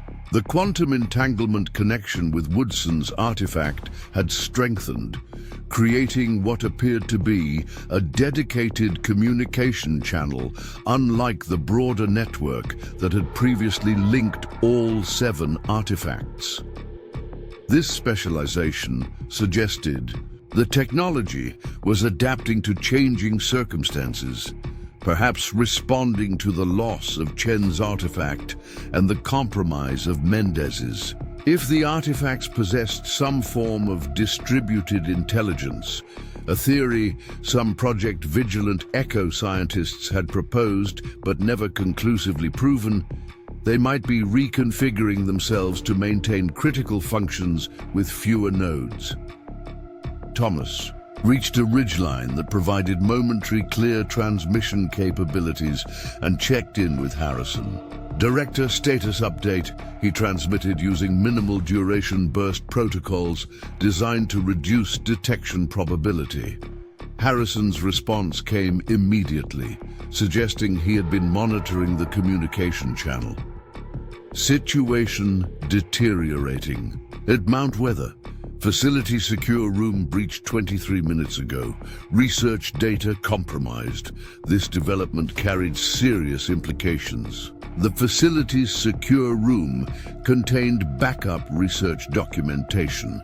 Not the critical data stored in the artifacts, but contextual information that could help unauthorized parties better understand the technology's potential applications.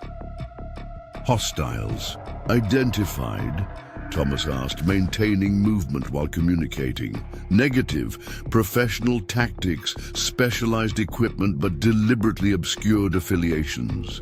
One significant development, they're using communication technology that matches theoretical applications from Project Vigilant Echo research. This confirmation aligned with Thomas's earlier assessment. Whoever orchestrated this operation had already developed practical applications based on the artifact technology, applications sophisticated enough to coordinate a complex multi-site attack against highly secured government facilities. Current strategic assessment, Thomas requested, needing to understand the broader operational picture.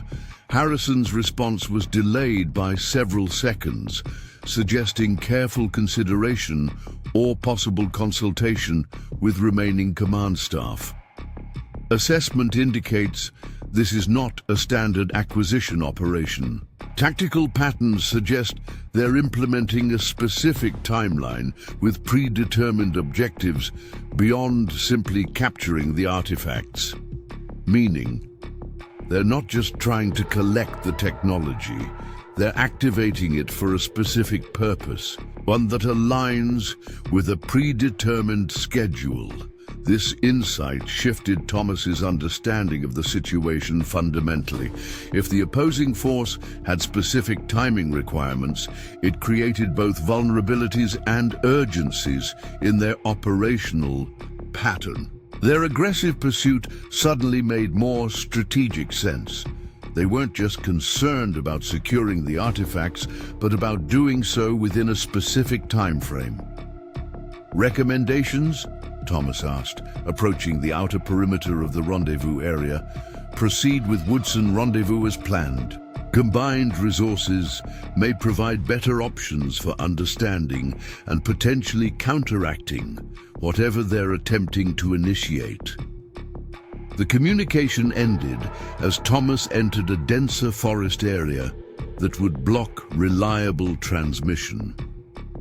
The rendezvous point was now less than 30 minutes away, assuming optimal movement conditions and no direct engagement with pursuit forces. As he closed the distance, Thomas's tactical awareness detected subtle signs of recent human presence. Broken twigs, positioned in non-natural patterns, displacement of forest debris, consistent with deliberate marking techniques. Woodson had arrived ahead of him and implemented standard reconnoiter protocols to indicate a secure approach route. Thomas followed these subtle markers, maintaining vigilance for potential ambush or surveillance. His restored memories included detailed knowledge of Woodson's operational methods. The Navy officer had specialized in covert movement and site preparation during his time with Project Vigilant Echo. The fire observation station appeared suddenly. Through the trees, a modest structure elevated on stilts to provide visibility over the surrounding forest. No lights were visible, but Thomas detected the subtle electromagnetic signature of active surveillance equipment scanning the perimeter. He approached using the predetermined recognition pattern, moving in a specific sequence that would identify him to Woodson's observation systems. As he reached the clearing surrounding the station, Woodson's voice came through a concealed speaker. Authentication sequence required, Garrison. Sierra Echo 7-4. Niner Echo, Thomas replied, providing the code that had been locked in. His compartmentalized memories. The station's access ladder descended silently, and Thomas climbed quickly, maintaining awareness of his surroundings. Inside, Woodson had established a defensive position with clear fields of fire covering all potential approach vectors. The lieutenant commander's artifact sat on a specialized monitoring platform at the center of the room, its containment case showing signs of stress, micro-fractures visible in the reinforced material. "Glad you made it," Woodson said, maintaining his observation of the surrounding forest. "I was beginning to wonder if you'd encountered complications." Thomas secured his own artifact beside Woodson's, noting the immediate response as the two objects seemed to detect each other's presence. Their energy signatures synchronized instantly, the monitoring equipment displaying a complex data exchange beyond anything documented in Project Vigilant Echo's research. "They're communicating," Woodson observed, his scientific background evident. In his analytical approach, despite the tactical situation, exchanging data at rates that exceed our monitoring equipment's capabilities. Thomas studied the artifacts, noting how their physical appearance had subtly changed, the unusual markings on their surfaces now pulsing with internal luminescence that shifted in coordinated patterns. "Whatever they're doing," he said, "I suspect it's just the beginning, and we need to figure it out before they finish, or before whoever compromised Project Vigilant Echo does." The observation station's reinforced windows offered a panoramic view of the surrounding wilderness, now illuminated by the first hints of dawn breaking over the Cascade Mountains. Thomas and Woodson had spent the night monitoring the artifacts' increasingly complex interactions while maintaining vigilant security protocols. The pursuit forces had temporarily lost their trail, but both men knew this respite wouldn't last. "Look at this," Woodson said, indicating a new pattern forming on the monitoring equipment. "They're not just communicating anymore. They're reconfiguring themselves." Thomas studied the display, recognizing the implications immediately. The artifacts were physically changing, their internal structures shifting to create new configurations that hadn't existed in their original design. This level of adaptive behavior went far beyond anything Project Vigilant Echo had documented or anticipated. "It's like they're trying to compensate for the missing artifacts," Thomas observed, "redistributing functions, creating new pathways for whatever process they're designed to complete." Their secure communication device activated with an urgent transmission from Harrison. "Garrison, Woodson, satellite monitoring has detected multiple approaching vehicles converging on your location. ETA 12 minutes. Extraction assets are still 40 minutes out. You need to move immediately." Thomas checked the perimeter surveillance feeds, confirming Harrison's warning. "We've got company, multiple approach vectors, professional dispersal pattern." Woodson nodded grimly, already securing essential equipment. "We can't outrun them with both artifacts. The combined energy signature is too distinctive, and they clearly have technology sophisticated enough to track it effectively." "Agreed," Thomas replied, mind racing through tactical options. "We need to split up again, one artifact each, different directions. Increases the odds of at least one reaching extraction." As they prepared to implement this plan, both artifacts suddenly emitted a synchronized pulse of energy that momentarily disrupted all electronic equipment in the observation station. When the systems reset seconds later, the monitoring displays showed something unprecedented. The artifacts had physically merged, their separate structures now integrated into a single, more complex object. "That's impossible," Woodson whispered, scientific training momentarily overriding tactical concerns. The material composition shouldn't allow for this kind of reconfiguration without extreme conditions. Thomas studied the merged artifact, noting how the formerly distinct markings had reorganized into a more comprehensive pattern. "I don't think we're dealing with standard physical limitations anymore. This technology is demonstrating capabilities well beyond our understanding." The merged artifact pulsed again, and both men felt a strange sensation. Not physical, but something deeper, more direct.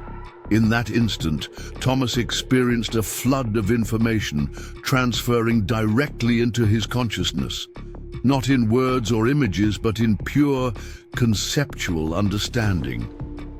From Woodson's stunned expression, he was experiencing the same phenomenon. "It's communicating with us," Thomas said, the realization emerging from the transferred knowledge. Directly mind to mind. The same way the original fragment responded to thought patterns during early testing. "But with exponentially greater sophistication," Woodson added, his voice reflecting awe despite their tactical situation.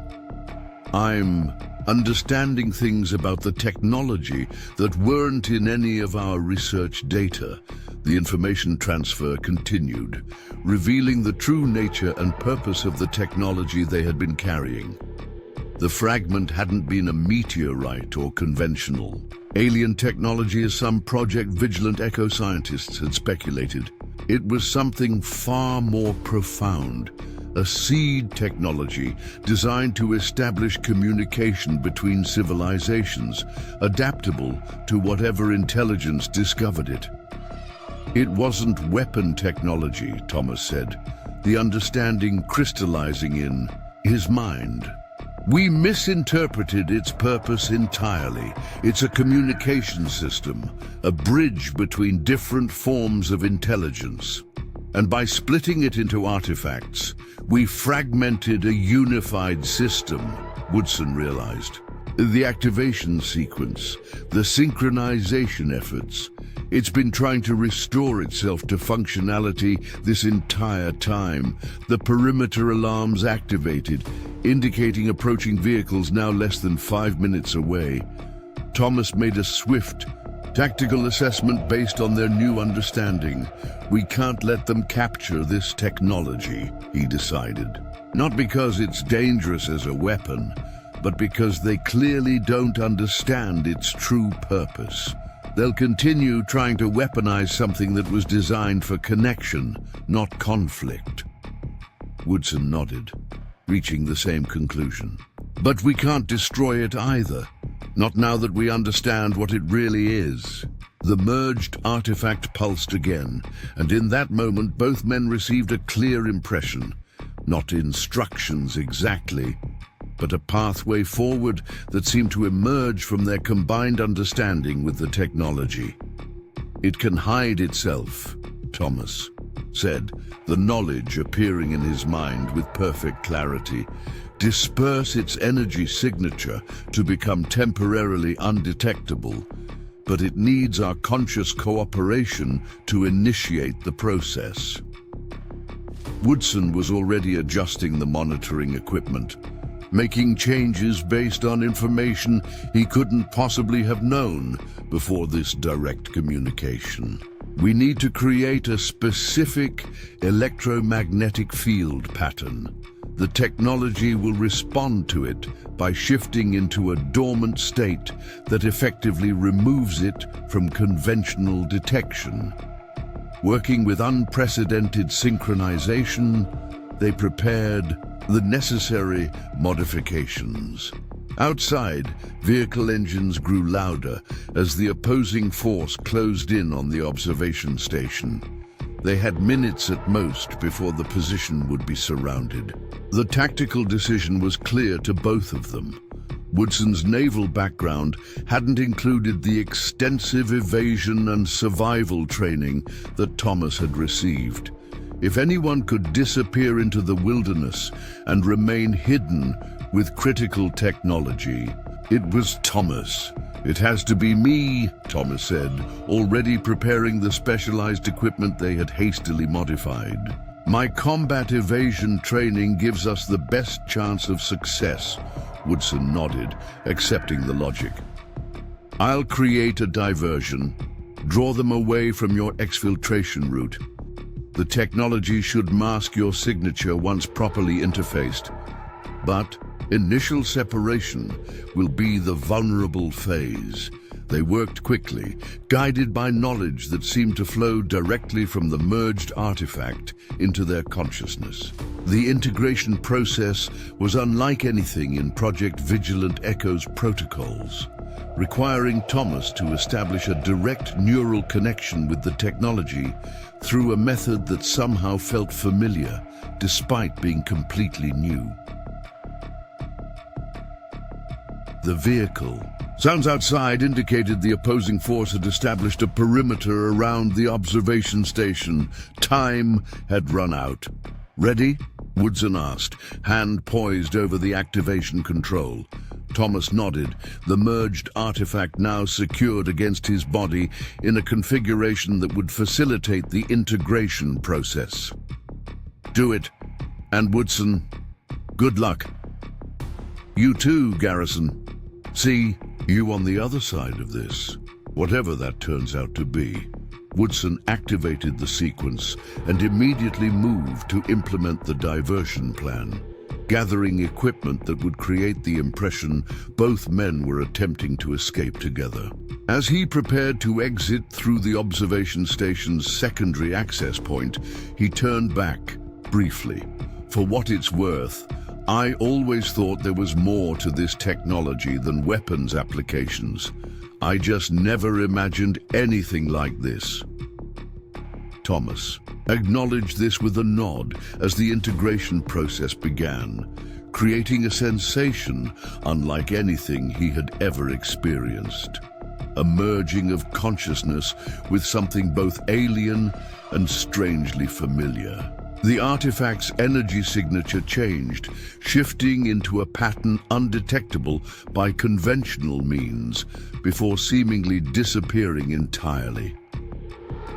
As Woodson departed to execute his diversion, Thomas felt the technology becoming part of him. Not just physically, but mentally. A symbiotic connection that transcended the simple courier role he had originally accepted.